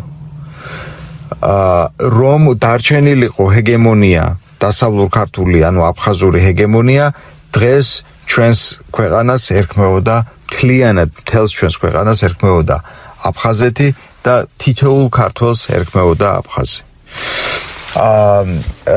ამის დასტური კიდევ იმისა რომ აფხაზეთი საქართველოს სინონიმად გამოიყენებოდა არის ის რომ ძალიან ბევრ ევროპულ წყაროში დავით აღმაშენებელი აი წარმოიდგინეთ ისეთი მეფეები უკვე გაერთიანებული საქართველოს და არა მხოლოდ გაერთიანებული საქართველოს არამედ ოქროს ხანის საქართველოს მეფეები დავით აღმაშენებელი და თამარი სხვებზე რომ არაფერი ვთქვათ მოიხსენიებიან როგორც აფხაზეთის ანუ ევროპული მაშინდელი სახელწოდება რო გამოვიყანოთ ავაზგიის ანუ ავასკიის მეფეებად დაიმახსოვრეთ ეს ორი სახელი ავაზგია და ავასკია ანუ აბაზგია აბაზგეთი და ავასკეთი აბასკეთი შესაბამისად ეს ნიშნავს იმას, რომ არც ერთი ეს დასახელება არ არის აბსოლუტური. ეს არის წმინდა ქართული დასახელება და მივადექით თვითონ აფხაზეთის ტერმინოლოგიას, ანუ სიტყვა აფხაზეთის მნიშვნელობას. ამაში ჩვენ ძალიან გვეხმარება მეგრული და სვანური ენები. აქვე პატარა რეპლიკას გავაკეთებ, სწორედ ამიტომ არის აუცილებელი ამ ქართველური ენების შენარჩუნება და მათი ასე ვთქვათ, შენახვა მომავალი თაობებისთვის. დააკვირდით, სიტყვა აფხაზეთი მეგრულად არის სააფხაზო. ასე ქვია მეგრულად აფხაზეთი, სააფხაზო. სიტყვა რა არის ამ სიტყვის ფუძე? ამ სიტყვის ფუძე არის აფხა. აფხა მეგრულად ნიშნავს ზურგის ნაწილს, ბეჭს. და ასევე ის შეიძლება გამოყენებული იქნეს მაღლობის რაღაც მთიანი ადგილის აღსანიშნავად. ამაში აი ამ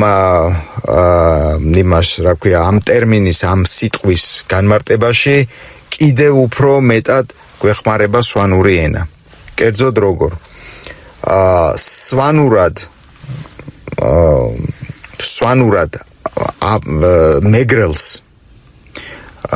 ქვია, ანუ სამეგრელოს ქვია ზან. აი დააკვირდით, სამეგრელო სვანურად არის ზან. ეს არის უმნიშვნელოვანესი და უდიდესი ინფორმაციის მატარებელი ენა, სვანური, ისევე როგორც მეგრული. და ამიტომ კიდევ ერთხელ ვიძახი, რომ ამ ენების შენარჩუნება და მათი განვითარება აუცილებელია ჩვენი ქვეყნის წინსვლისთვის, ჩვენი ქვეყნის ისტორიის ძალიან ღრმა და უცნობი, ესე იგი, კუთხე-კუნჭულების გამოსააშკარავებლად და ნათლის მოსაფენად ბევრი რაღაცისთვის. სიტყვა ზან, რას გაგონებთ? გაიხსენეთ ძველი კოლხეთის ენას რა ერქვა? ზანური, ხო? ესე იგი, ეს არის უძველესი სიტყვა, რომელიც შეინარჩუნეს სვანებმა სვანურ ენაში და ამ სიტყვით ისინი მოიხსენიებენ სამეგრელოს, რაც იმას ნიშნავს, რომ სამეგრელო ნამდვილად დადასტურებულად ეს არის უძველესი კოლხური გენეტიკის მატარებელი ტერიტორია და ხალხი. ხოლო მეგრელს სვანურად ქვია ზანარი. ახლა ანუ ზანარი, ანუ ზანელი. ახლა ნახეთ, აფხაზს სვანურად ქვია აფხაზანარი. ესე იგი და სვანურად აფხა ისევე როგორც მეგრულად ნიშნავს ბეჭს და ამავე დროს ნიშნავს მთაგორიან ადგილს. ანუ სვანურმა ენამ გაგვიშიფრა სიტყვა აფხაზის მნიშვნელობა. კერძოდ, როგორც გითხარით, მეგრელს სვანურად ქვია ზანარ, ხოლო აფხაზ ქვია აფხაზანარი. ვინ არის აფხაზი? თუ ჩვენ გავშიფრავთ, თარგმნით მის სვანურ დასახელებას, ჩვენ აღმოვაჩენთ, რომ აფხაზანარი სხვა არავინა თუ არა მთიელი მეგრელი. აი ასე იშიფრება მეგრულად და სვანურად ეს სიტყვა.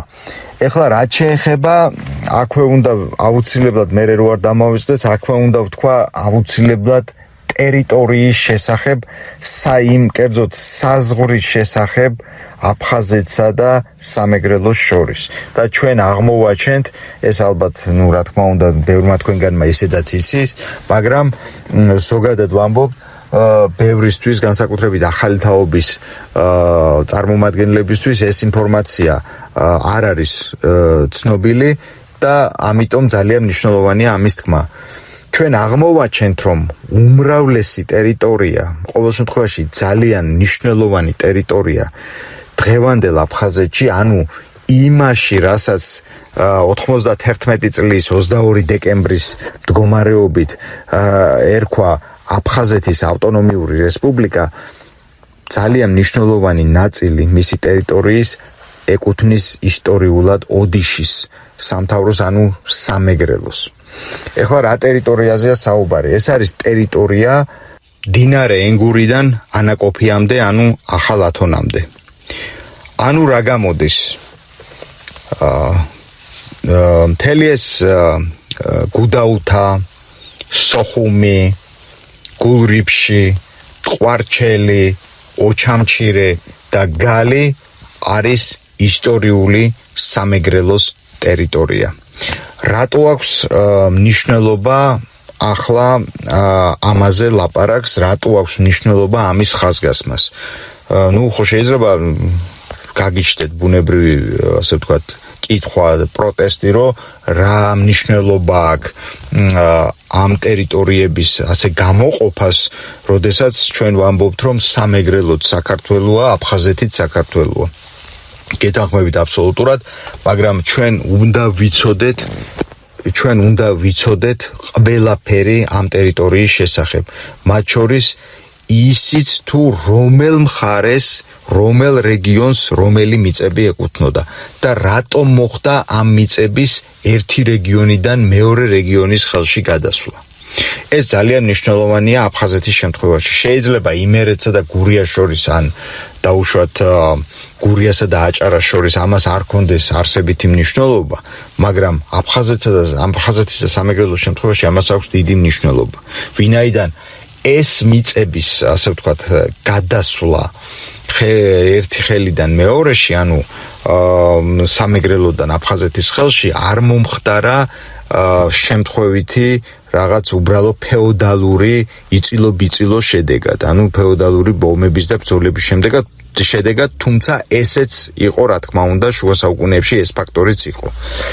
მაგრამ ამ ყველაფერში ურევია უკვე უცხო ხელი და ამიტომ არის მნიშვნელოვანი ამის ხაზგასმა, თუ რომელი ტერიტორიებია სინამდვილეში მეგრული და რომელი ტერიტორიებია სინამდვილეში აფხაზური. ჩვენ როგორც აღვნიშნე უკვე ვიცით, რომ ესე იგი სიტყვა აფხაზი და სიტყვა აფხაზეთი ეს არის აბსოლუტურად ქართველური სიტყვები, რა თქმა უნდა, მას აქვს ძველი კოლხური და შესაბამისად მეგრული და სვანური ფუძე და შესაბამისად ამ ენებზე აიხსნება კიდევაც ამ სიტყვების მნიშვნელობა. საგულისხმოა ის ფაქტი, რომ დღევანდელ დღესაც კი, როდესაც მეგრელი ადამიანი ლაპარაკობს მაგალითად გალში ან ოჩამჩირეში წასვლაზე. ის არ ამბობს, რომ ის მიდის აფხაზეთში. ის ამბობს, რომ ის მიდის გაღმა. ანუ მეგრული სიტყვა რომ გამოვიყენოთ, მელე. მელე ნიშნავს გაღმას და რატომ ამბობს სიტყვა მელეს, ნაცვლად სიტყვა დაუშვათ მეგრულად აფხაზეთი არის სააფხაზო, ხო? ნაცვლად სააფხაზოსი ან აფხაზეთისა რატომ ამბობს სიტყვა მელეს.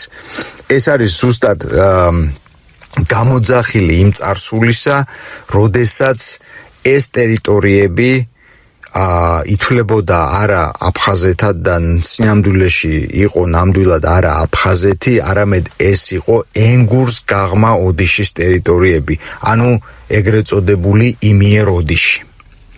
სწორედ ამით არის ეს ყველაფერი განპირობებული და თქვენ ხედავთ, რომ ეს დღესაც კი არის შენარჩუნებული, ან ეს გამოძახილი ამ ისტორიული სინამდვილისა. ეხლა რატო გვჭირდება ეს? როგორც ადრე დავსვით ეს კითხვა, თუ რატო გვჭირდება ამის ხაზგასმა? ამის ხაზგასმა გვჭირდება იმიტომ, რომ მე-15 საუკუნის დასაწყისიდან დაიწყო სინამდვილეში აბსურდმა ტომებმა საქართველოში, კერძოდ აფხაზეთის ტერიტორიაზე, ჩრდილო-დასავლეთ საქართველოდან, ანუ ჩრდილოეთ კავკასიიდან შემოსვლა. ეს არის ძალიან მნიშვნელოვანი მომენტი. ეს არის ძალიან ტრაგიკული მომენტიც. ჩვენ როდესაც ვლაპარაკობთ აფხაზეთიდან ქართველების განდევნაზე, მათ გენოციდზე და ასე შემდეგ, თქვენ უგონიათ, რომ ეს მხოლოდ 92-93 წლებში მოხდა, ანუ მხოლოდ მე-20 საუკუნის ბოლოს მოხდა.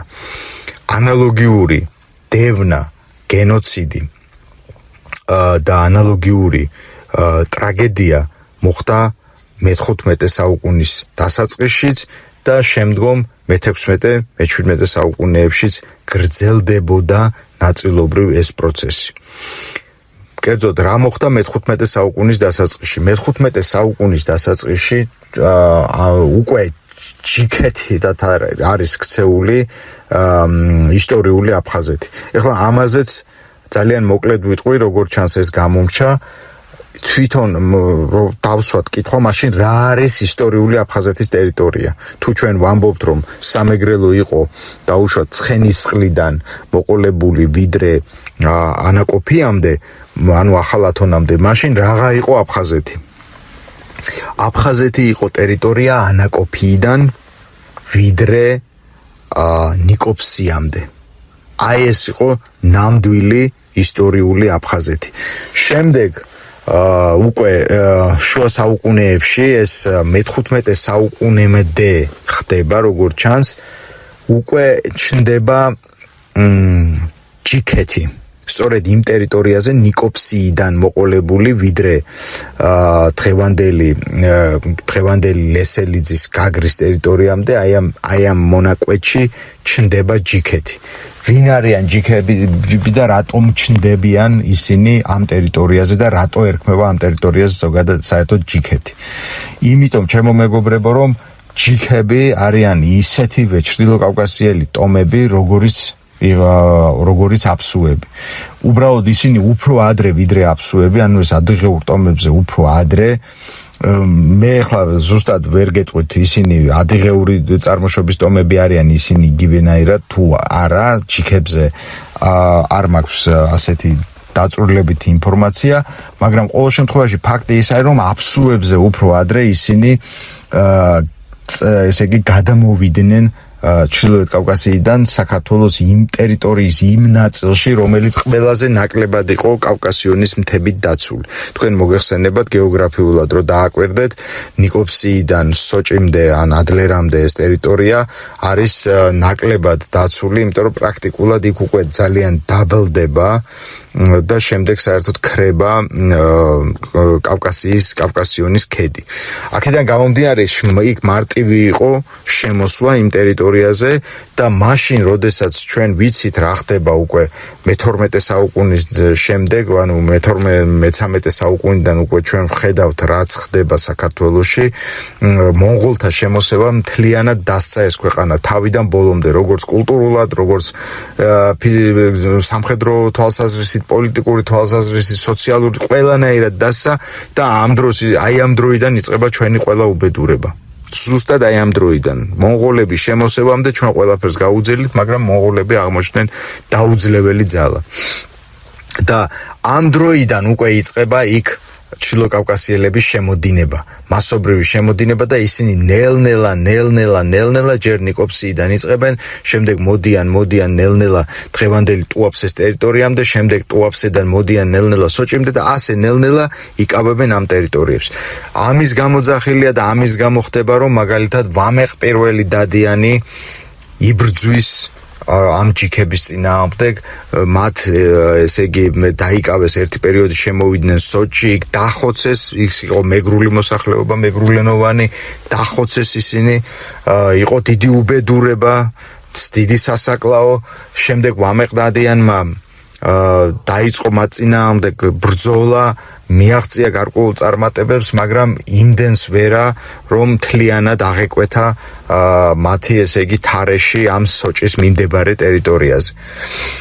და ამის შემდეგ უკვე ლევან მეორე მოდის, რომელმაც მოახერხა თურქების დახმარებით, მან დაიხმარია თურქეთის ფლოტი, დაიქირავა და ამ ფლოტის დახმარებით მთლიანად გაანადგურა იქ მოწინააღმდეგე, გაათავისუფლა სოჭი, გაათავისუფლა მიმდებარე სოფლები და შესაბამისად გარკვეული პერიოდის განმავლობაში, ყოველ შემთხვევაში მისი მმართველობის განმავლობაში, სანამ ლევან მეორე ცოცხალი იყო, ის ესე იგი აკავებდა ამ ჩრდილოკავკასიურ შემოსევებს.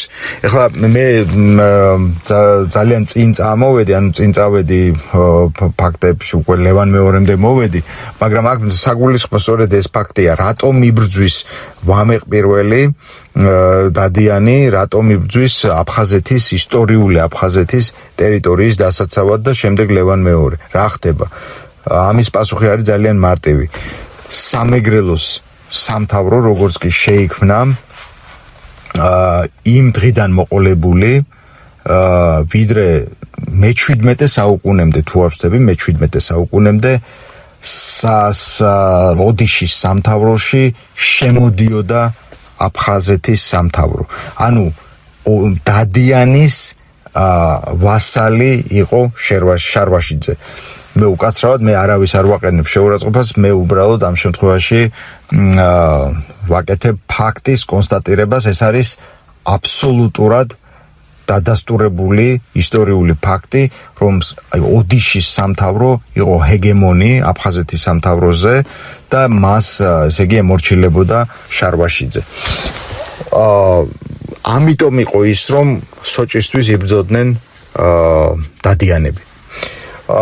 ეს ახლა მე ცოტა როგორც გითხარით წინ გადავხდი, მაგრამ ეს მოიტანა იმ გარემოებამ, რომ მე აუცილებლად უნდა ამეხსნა ეს ფაქტები აფხაზთა ჯიქების შემოსვლის, ანუ ჯიქების შემოჭრის და შემდეგ უკვე აბსურდული ტომების შემოსვლის, ადიღეური ტომების შემოსვლის შესახებ. ანუ ჯიქეთი უკვე ეს ტერიტორია სამწუხაროდ ისე მოხდა, რომ იქცა ჯიქეთად, ეს არის ისტორიული აფხაზეთის ტერიტორია და მანამდე რა თქმა უნდა ისტორიული ძველი კოლხეთის ტერიტორია და აქ უკვე დასახლებულები არიან ჯიქები. ნუ ეს ჯიქები სავარაუდოდ ამ ჯიქების შთამომავლები არიან ის შაფსუღები, რომლებიც დღეს ცხოვრობენ მაგალითად ტუაფსეს და სოჭის მიმდებარე ტერიტორიაზე, ტუაფსეში მაგალითად მასიურად შაფსუღები ცხოვრობენ. და ასევე ამ მიმდებარე შავი ზღვის სანაპიროს მიმდებარე ქალაქებსა და სოფლებში და ნუ სავარაუდოდ ესენი უნდა იყვნენ ჯიქების თუ პირდაპირ არა ირიბის შთამომავლები მაინც. და იცით ბედის ირონია კიდე რა არის, რომ ჩვენ საქართველოს პარლამენტმა რამდენიმე წლის წინ, ეს იყო დაახლოებით 12-15 წლის წინ, დიდის ამბით, ესე იგი ჩერქეზთა გენოციდი ვაღიარეთ და ვაღიარეთ კერძოდ უბიხების გენოციდი, რომ ესე იგი უბიხების უკანასკნელი ბრძოლა, ასე ვთქვათ, რუსეთის იმპერიასთან შედგა სოჭის მიმდებარე ტერიტორიაზე და იქ ესე იგი განადგურდნენ ისინი მათი ასე ვთქვათ რაზმი მთლიანად განადგურდა და ნუ ამას მოყვა მთლიანად უბიხების იქიდან დარჩენილი მშვიდობიანი მოსახლეობის აყრა, გადასახლება თურქეთში, შემდეგ ისინი იყვნენ ისედაც მცირე რაოდენობის და თურქეთში უკანასკნელი უბიხურად მოლაპარაკე ადამიანი გარდაიცვალა თუ არ ვთქვი 2000-იანი წლების დასაწყისში თუ რაღაც. და დიდის ამბით ვაღიარეთ, ესე იგი ამათი გენოციდი. ამ დროს ვინ იყვნენ ეს უბიხები? ეს უბიხები იყვნენ სწორედ ამ ჯიქების შთამომავლები, რომლებმაც თავის დროზე, როგორც უკვე აღვნიშნე, ქართველების სისხლი დაღვარეს უმოწყალოდ, კერძოდ ამოხოცეს იქ სოჭის მეგრული მოსახლეობა და ასე შემდეგ და ასე შემდეგ. ნუ აი ასეთი ხალხი ვარ, ჩვენ არ გვახსოვს ჩვენი წარსული, ჩვენ არ ვიცით ვინ იყო ჩვენი მტერი, ვინ იყო ჩვენი მოყვარე და წაღმა უკუღმა, ესე იგი ვაკეთებთ არასწორ ნაბიჯებს და არასწორ გადაწყვეტილებებს ვიღებთ. შემდეგ როგორც მოგახსენეთ, როცა უკვე ჯიქეთი ის ტერიტორია ჯიქეთად არის ქცეული, შემდეგ იწყება უფრო აღმოსავლეთისკენ სწრაფვა ჩრდილოკავკასიური ტომების, მათ მადა გაეხსნათ და ამ დროიდან შემოდიან, როგორც გითხარით, უკვე ეს ადიღეური ტომები, რომლებიც უშუალო წინაპრები იყვნენ აფსუების. და შემოდიან სად? შემოდიან ბზიფის ხეობაში. ისინი იკავებენ ბზიფს. ანუ დღევანდელი გაგრის ტერიტორიას და ნელ-ნელა მოდიან მოჩოჩავენ ანაკოფიისკენ, ანაკოფიის შემდეგ უდაუთა, შემდეგ უკვე მოადგებიან სოხუმს. მაგრამ აქ ხდება ისეთი რამე, რომ ამ ყველაფერს ეს უცნაური პროცესია, ეს ყველაფერი როგორც ჩანს აწყობთ შარვაშიძეებს და შარვაშიძეების ყოფნაც აწყობთ ამ ადიღეურ ტომებს. იმიტომ რომ ისინი არ კლავენ, არ დევნიან და არ ემტერებიან შარვაშიძეს, აღიარებენ შარვაშიძეს თავიანთ, ასე ვთქვათ, ხელმწიფედ და ამ დროს კიდე შარვაშიძე რა თქმა უნდა იყენებს ამ ყველაფერს იმისთვის, რომ ნელ-ნელა გამოვიდეს დადიანის დაქვემდებარებიდან და ვასალობიდან, ანუ ოდიშის ვასალობიდან. ანუ ხედავთ როგორი ტრაგიკული გადაბმა ხდება, ასე ვთქვათ, ინტერესების. ერთი მხრივ მოდის მტარვალი, რომელსაც არ აქვს განათლება, რომელმაც არ იცის არანაირი საერთოდ წერა-კითხვა არაფერი, რომელიც არის წარმართი, საერთოდ არასდროს არ ყოფილა მანამდე ქრისტიანი და არ ზიარებია ქრისტიანობას და აი ასეთი ველური ძალა მოდის და ეს ველური ძალა აწყობს შარვაშიძეს, რომელიც არის ეთნიკურად, გენეტიკურად, ყველანაირად ქართველი და ამ დროს ამ ველურ ძალასაც აწყობს შარვაშიძე როგორც გარკვეულ მფარველად და გარკვეულ ასე ვთქვათ ზურგად თავისი ხალხისთვის. აი ამ ინტერესების დამთხევას ეწირება იქ მცხოვრები მეგრულენოვანი და სვანურენოვანი მოსახლეობა, ამ დროს ისპობა და ნადგურდება და იძარცვება ბიჭვინთის საკათალიკოსო ტაძარი, მოგახსენებათ ბიჭვინთის ტაძარში ამ კომპლექსში იჯდა აფხაზეთის კათალიკოსი და ხდება სრულიად უკაცრიელი მთელი ეს ტერიტორიები. ანუ სადაც შემოდის ეს ველური ძალა, იქ ცხოვრება წყდება ფაქტიურად. არის მე ცნობები, რა თქმა უნდა, ამას მე არაფერს არ ვიგონებ, რასაც ვლაპარაკობ, არის ისტორიული ცნობები იმის შესახებ, თუ როგორ გაპარტახდა და როგორი უკაცრიელი გახდა და გალობა და დაუშვათ წირვალოცვა კი არა, საერთოდ უკაცრიელი გახდა ბიჭვინთის ტაძრის, არა მხოლოდ ტაძარი, არამედ მიმდებარე ტერიტორია, სოფლები, თვითონ ბიჭვინთაც, იმიტომ რომ ხალხი ამოხოცეს. აი ეს თქვენი ქართველთა გენოციდი მე-15 საუკუნეში ჩატარებული, რომლის ესე იგი ბოლო აკორდი აგერ ჩვენს თვალწინ 93 წელს შედგა.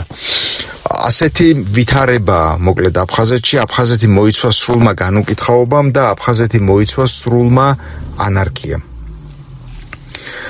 და სწორედ ამის წყალობით და აი ასეთი მოვლენების ტალღაზე შემოდიან აფსუები საქართველოში. ამიტომ არის ეს ხალხი ჩვენს მიმართ აპრიორი მტრულად განწყობილი, რომ ასეთი ისტორიით მოდიან, ასეთი ფაქტებით მოდიან. და ჩვენ ეს ყველაფერი უნდა ვიცოდეთ, ჩვენ ეს ყველაფერი უნდა გქონდეს გააზრებული. მაგრამ მე მინდა გითხრათ, როგორც ცუდი, ასევე კარგიც. მე არ მინდა დავმალო რაიმე ისტორიული ფაქტი. აი მაგალითად, კარგი ფაქტები აფსუების შესახებ.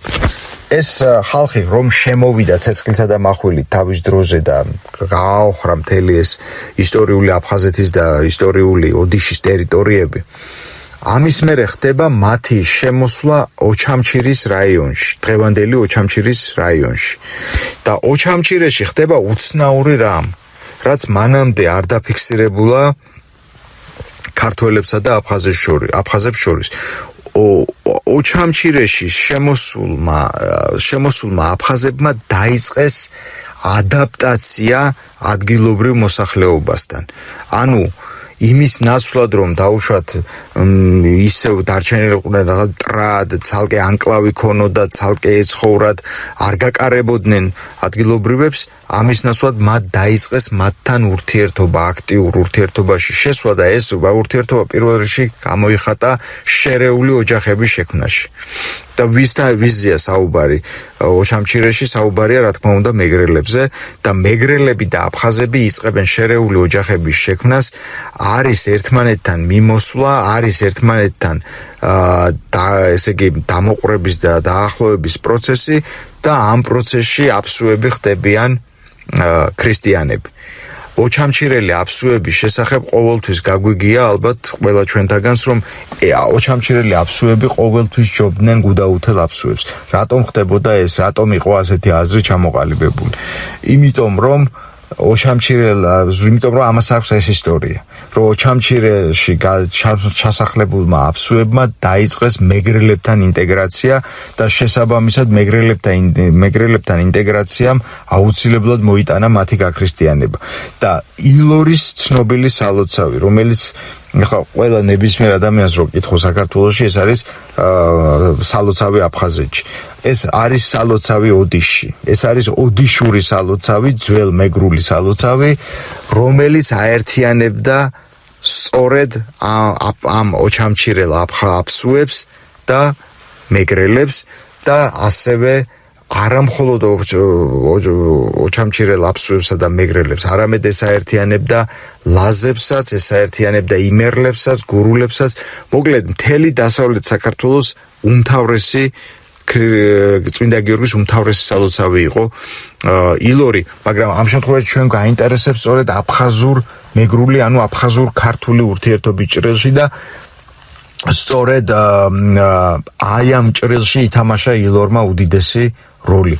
ილორში მოღვაწე სასულიერო პირები მასიურად აქრისტიანებდნენ, ნათლავდნენ აფსუებს და შესაბამისად ჩვენ მივიღეთ მშვენიერი მათი ასე ვთქვათ ამ ასეთი მეგობრული და ახლობლური ურთიერთობის შედეგად ჩვენ მივიღეთ უკვე მე-20 საუკუნეშიც კი ჩვენ თუ ვინმე აფხაზია, ანუ აფსუა ყოფილა საქართველოსადმი სიყვარული და პატივისცემით განწყობილი, აბსოლუტური უმრავლესობა მე შეურაცხყოფა მაინც არ მინდა ბოლომდე მივაყენო ყველა სხვა დანარჩენი რაიონებში მცხოვრებ აფსუებს, იმიტომ რომ მე ვიცი ბევრი იყო სოხუმელი აფსუაც, იყვნენ გუდაუთელი აფსუებიც, რომლებიც საქართველოსადმი არ იყვნენ მტრულად განწყობილები, მაგრამ პროცენტული თვალსაზრისით რო ავიღოთ, ოჩამჩირელი აფსუები იყვნენ ყველაზე ქართველთ მოყვარე და ყველაზე, ასე ვთქვათ, საქართველოს პატრიოტი აფსუები. ჩვენ შეგვიძლია მოვიყვანოთ თუნდაც კომუნისტური ეპოქის მაგალითები. მაგალითად ბორის ადლეიბა. ბორის ადლეიბა იყო ადამიანი, რომელიც ოთარ ზუხბაიასთან ერთად, ვისაც ახსოვს იმ თაობას, აი უფროს თაობას კარგად ახსოვს ეს ადამიანები, აფხაზეთელებს განსაკუთრებით, ვინც აფხაზეთიდან არის, რომ ბორის ადლეიბას და ოთარ ზუხბაიას ტანდემი იყო ერთ-ერთი საუკეთესო მთელ ამ კომუნისტურ ეპოქაში, რომ ბორის ადლეიბა იყო ის ადამიანი, რომელიც ქართველების მიმართ იყო ძალიან თბილად განწყობილი და არსებობს ეგეთი აზრი, რომ ბორის ადლეიბა რომ ესე იგი აერჩიათ მაშინ არძიმბას ნაცვლად, საქართველოს მდგომარეობა იქნებოდა გაცილებით უფრო კარგი, ვინაიდან ადლეიბა არ დაუშვებდა იმ მავნებლობას და ბოროტებას, რაც დაუშვა და არა მხოლოდ დაუშვა, არამედ რის სათავეშიც ჩადგა ეს ავადსახსენებელი ვლადისლავ არძიმბა. და ეს ნამდვილად მართალია, მე მჯერა, ვინაიდან ის ყოფილა განსაკუთრებული პიროვნება, რომელსაც განსაკუთრებულად უყვარდა მეგრელები და შესაბამისად უყვარდა ქართველებიც.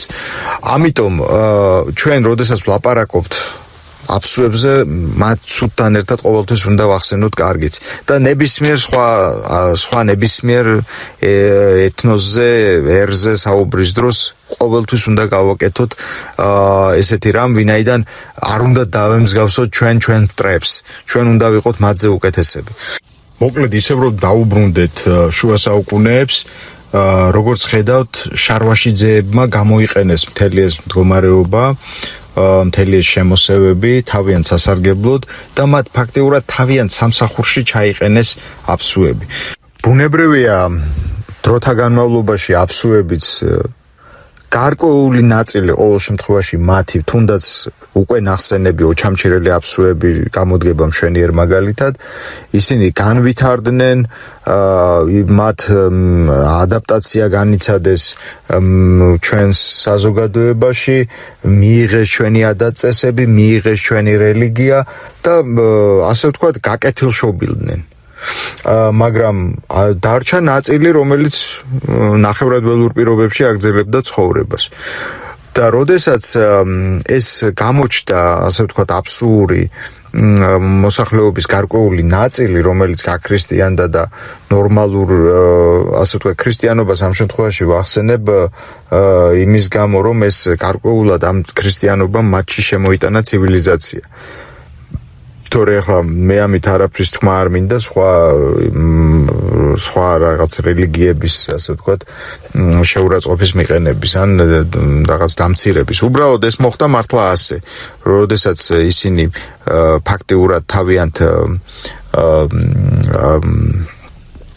წარმართულ ღვთაებას აჟარას აღიარებდნენ და მეც არაფერს, უკვე მათი ნაწილი გაქრისტიანდა და შესაბამისად მათში შემოვიდა წერა-კითხვაც, ცივილიზაციაც და ასე შემდეგ და ასე შემდეგ.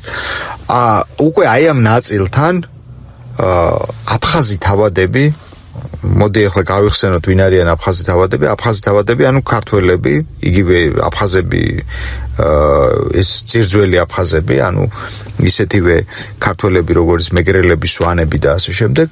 აფხაზები ამყარებენ მათთან ბუნებრივია კონტაქტს. აფხაზი თავადები, აზნაურები მაძლევენ თავიანთ შვილებს, მაგალითად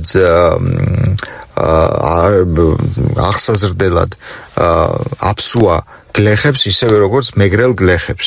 თუ აფხაზმა თავადმა, ესე იგი მეგრელ გლეხს ან აფხაზ გლეხს მისცა თავისი შვილი, ის რა თქმა უნდა მას არ ეცოდინება აფსუური, მაგრამ თუ მისცა აფსუა გლეხს შვილი გასაზრდელად, იქ აფსუები თავიანთ ოჯახში ერთმანეთში შვილებთან ცოლ-ქმარი და ასე შემდეგ ლაპარაკობენ აფსუურად. შესაბამისად ეს ისწავლეს ამ ბავშვებმა, ანუ აფხაზმა თავადებმა, აი ამდაგვარად, აი ამ ფორმით ისწავლეს აფსუური. დღეს როდესაც საუბარია, ამას რატო ვამბობ? ამას ვამბობ იმიტომ, რომ დღეს საუბარია, რომ აბა შარვაშიძე რო აფსუურად ლაპარაკობდა და ვიღაცამ რომ ემხვარმა აფსუური იცოდა და მარღანიამ და ეს საიდან მოვიდნენ ესენი აფსუური ცოდნა ამ ენის საიდან მოვიდა?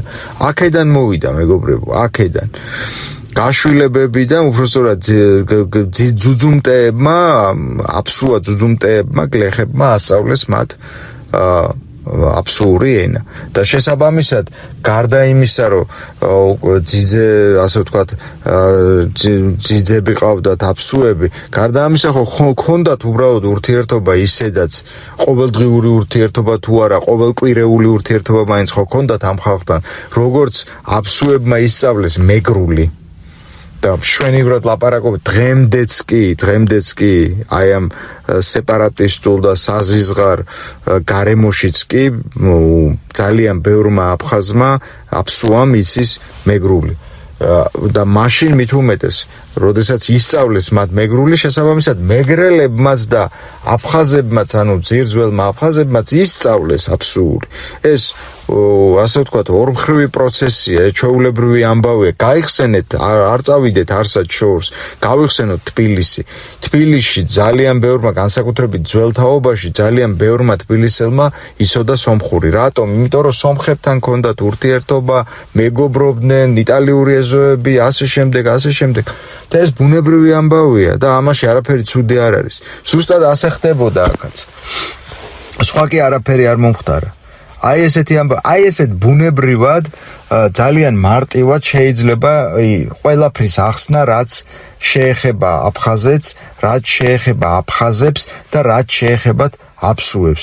მაგრამ ჩვენ ყველაფრის გართულება გვინდა, ჩვენ არა ამ შემთხვევაში ვამბობ ზოგიერთი არაკეთილსინდისიერი ქართველის და რა თქმა უნდა თავის მხრივ დაინტერესებული რუსებისა და აფსუების მხრიდან ხდება ამ ყველაფრის პროვოცირება, მაგრამ ჩვენც ვართ ხშირ შემთხვევაში ასეთ რაღაცებს აყოლილი და გვაქვს ერთი ჭმუნვა და ერთი ესე იგი დარდი და სევდა იმის თაობაზე თუ რატომ იცოდა იმან აფსუური, ამან აფსუური და ასე შემდეგ ხო არ იყო ეს მისი მშობლიური ენა და ასე შემდეგ და ასე შემდეგ. არა მეგობრებო, ყველაფერ ამას აქვს ძალიან ადამიანური და ძალიან ბუნებრივი ახსნა. როგორც გითხარით, ძალიან ბევრმა თბილისელმა განსაკუთრებით ძველ თაობაში იცოდა ქურთულიც, იცოდა სომხურიც, იცოდა აზერბაიჯანულიც, საყველპურო რაღაცა მე არ ვიძახი რომ ეხლა ყველამ იცოდა კარგად და სხვაპასხუპით ეს ენები, მაგრამ რაღაც საყველპურო საურთიერთობოდ რაღაც სიტყვები და რაღაც წინადადებას ყველა შეძლებდა ლაპარაკს. შორს რო არ წავიდე მე უშუალოდ დედაჩემზე ვიტყვი დედაჩემი რომელიც ავლაბარშია გაზრდილი მან შვენივრად იცოდა სომხური ახლა უბრალოდ წლებია ჩამოშორებულია იმ გარემოს და ამიტომ ნელ-ნელა დავიწყებას მიეცა იცით ალბათ რომ ენა უცხო ენა ძალიან ადვილად შეიძლება ადამიანს დაავიწყდეს თუ წლების განმავლობაში არ ქონდა არ აქვს ამენასთან კონტაქტი და დედაჩემმა შვენივრად იცოდა სომხური და ასეა ძალიან ბევრი აი ეს არის მეგობრებო ახსნა არ უნდა ამას რაღაც ფილოსოფია და რაღაც გამოგონება ორაბორიგენობის და სამაბორიგენობის და იდიოტობის ეს არის ჩვეულებრივი ამბავი კიდევ გეტყვით ძალიან კაფეო მაგალითს რუსეთი და უკრაინა ზუსტად ის რაც გაუკეთეს რუსებმა უკრაინას გაგვიკეთეს აფსუებმა ჩვენ და რა კუთხით ვამბობ დავიწყოთ ქვეყნის სახელით ჩვენ მქონდა ქვეყანა აფხაზეთი, აფხაზთა სამეფო და ეს სახელი დღეს მიტაცებული აქვს აფსუებს და თავიანთ ქვეყანას დაარქვეს აფხაზია და შესაბამისად თავიანთ თავს აფხაზцы, ანუ აფხაზები, ხო? მაგრამ სინამდვილეში თავიანთ თავს აფსუას ეძახიან და თავიანთ ქვეყანას აფსნის, ხო ესეა? ეს ყველამ ვიცით. ახლა რა ხდებოდა და რა მოხდა კიევთან დაკავშირებით? კიევის სამთავრო, რომელიც არის პირველი, ასე ვთქვათ, ამ ეგრეთ წოდებულ რუსულ სამყაროში, ეს არის პირველი სახელმწიფო. კიევის სამთავროს სახელწოდება რა არის? კიევსკაია რუсь, ანუ კიევის რუსეთი. ანუ რა გამოდის? ზუსტად ისე, როგორც აფხაზებმა, ანუ აფსუებმა წაგვართვეს სიტყვები აფხაზეთი და აფხაზი, ზუსტად ასევე რუსებმა უკრაინელებს წაართვეს სახელი რუсь, რომელიც დაირქვეს თვითონ, არადა სანამ რუს დაირქმევდნენ, ანუ სანამ რუსეთს დაირქმევდა რუსეთი, მანამდე რუსეთს ერქვა მოსკოვია. რატომ მოსკოვია? იმიტომ რომ რუსეთი, ანუ ის ისტორიული ის მოსკოვია იყო მხოლოდ და მხოლოდ მოსკოვის სამთავრო და მეტი არაფერი. ტერიტორია იყო მოსკოვი და მისი გარშემო ასე ვთქვათ მიწები. და დაირქვეს ესე იგი თავიანთ ქვეყანას დაარქვეს რუსეთი და თავიანთ თავს დაარქვეს რუსები. აი ზუსტად იდენტური რაღაც მოხდა აფსუების შემთხვევაშიც. ამიტომ ჩვენ ამხელა მაგალითები გვაქვს თვალწინ. აი უზარმაზარი მასშტაბი, ამაზე უფრო მასშტაბური მაგალითი რა მოვიყვანო, როგორიც არის უკრაინის და რუსეთის მაგალითი, როდესაც ერთმა ქვეყანამ თლიანად წაართვა მეორეს, როგორც ისტორია, ასევე ქვეყნის დასახელება, ასევე ეროვნების დასახელება. აი ზუსტად იგივე მოხდა ჩვენ შემთხვევაში, ჩვენი და აფსუების შემთხვევაშიც.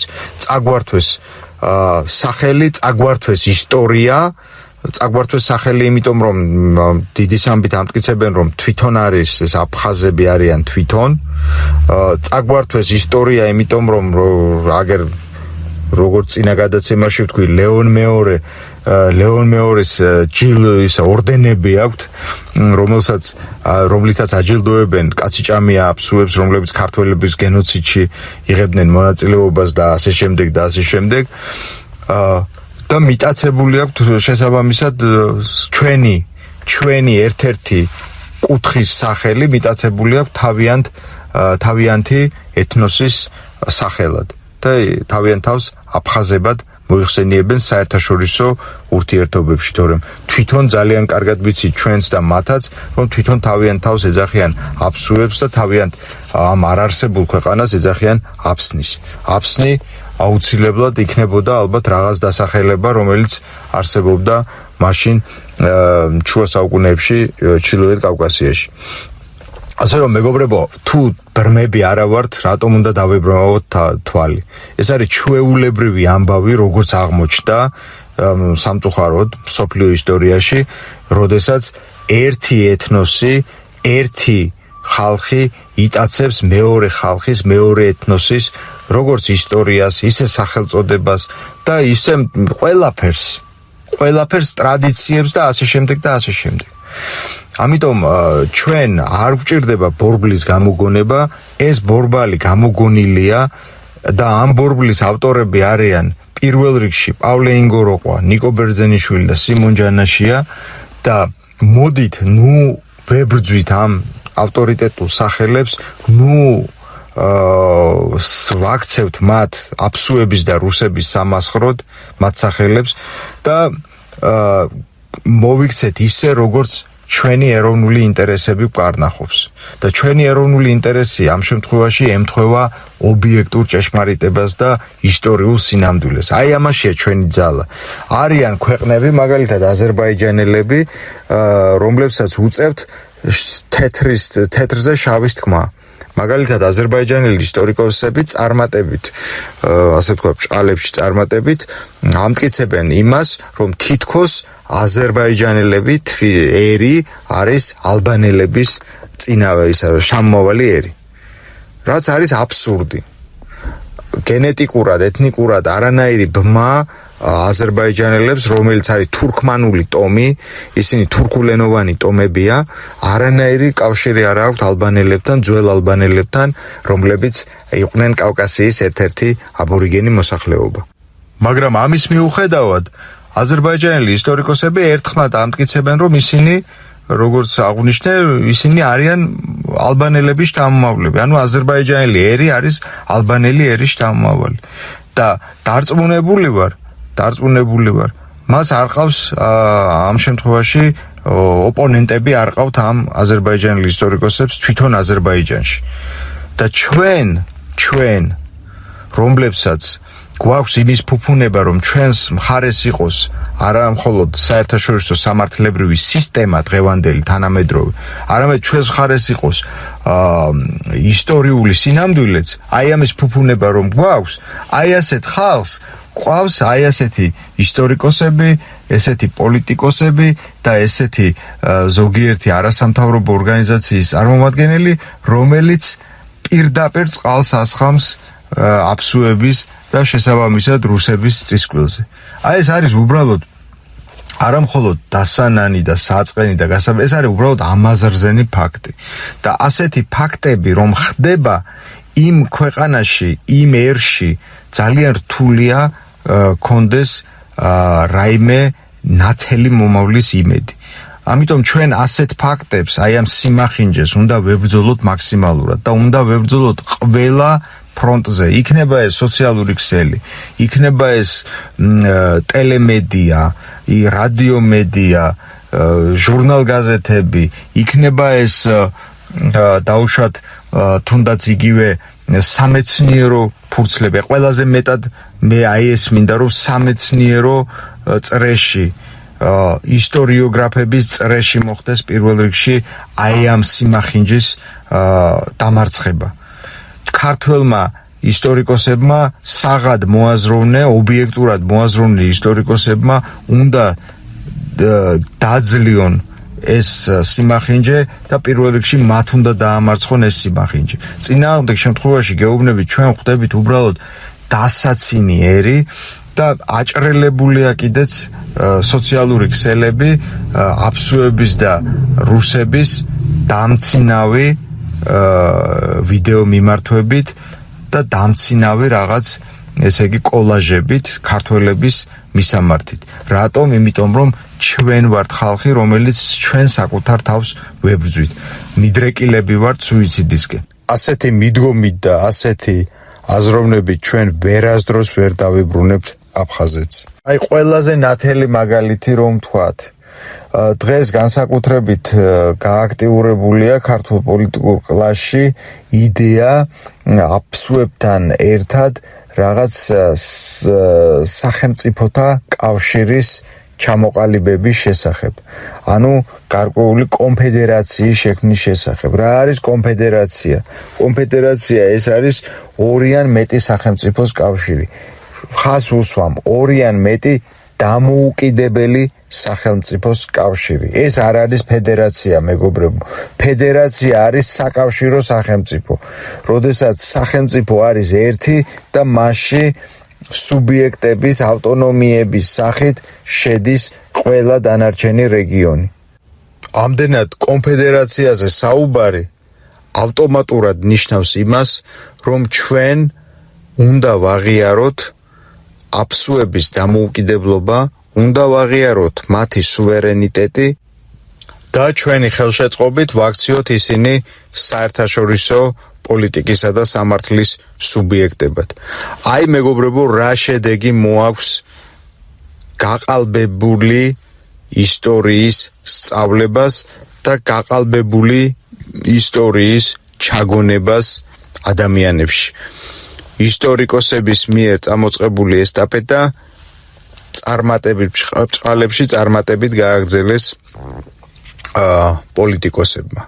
ამას ყველაფერს მივყავართ დაღუპვისკენ და ეს ჩვენ არ უნდა დავუშვათ. თუ ჩვენ ამას დავუშვებთ, ჩვენ მაშინ ღირსი ვიქნებით დეზინტეგრაციის, ღირსი ვიქნებით სუვერენიტეტის როგორც de jure ისე de facto დარღვევის და შესაბამისად ქვეყნის როგორც de jure ისე de facto დაშლის. ეს მძიმე თემა არ მინდა რომ ასე მძიმედ დავასრულოთ.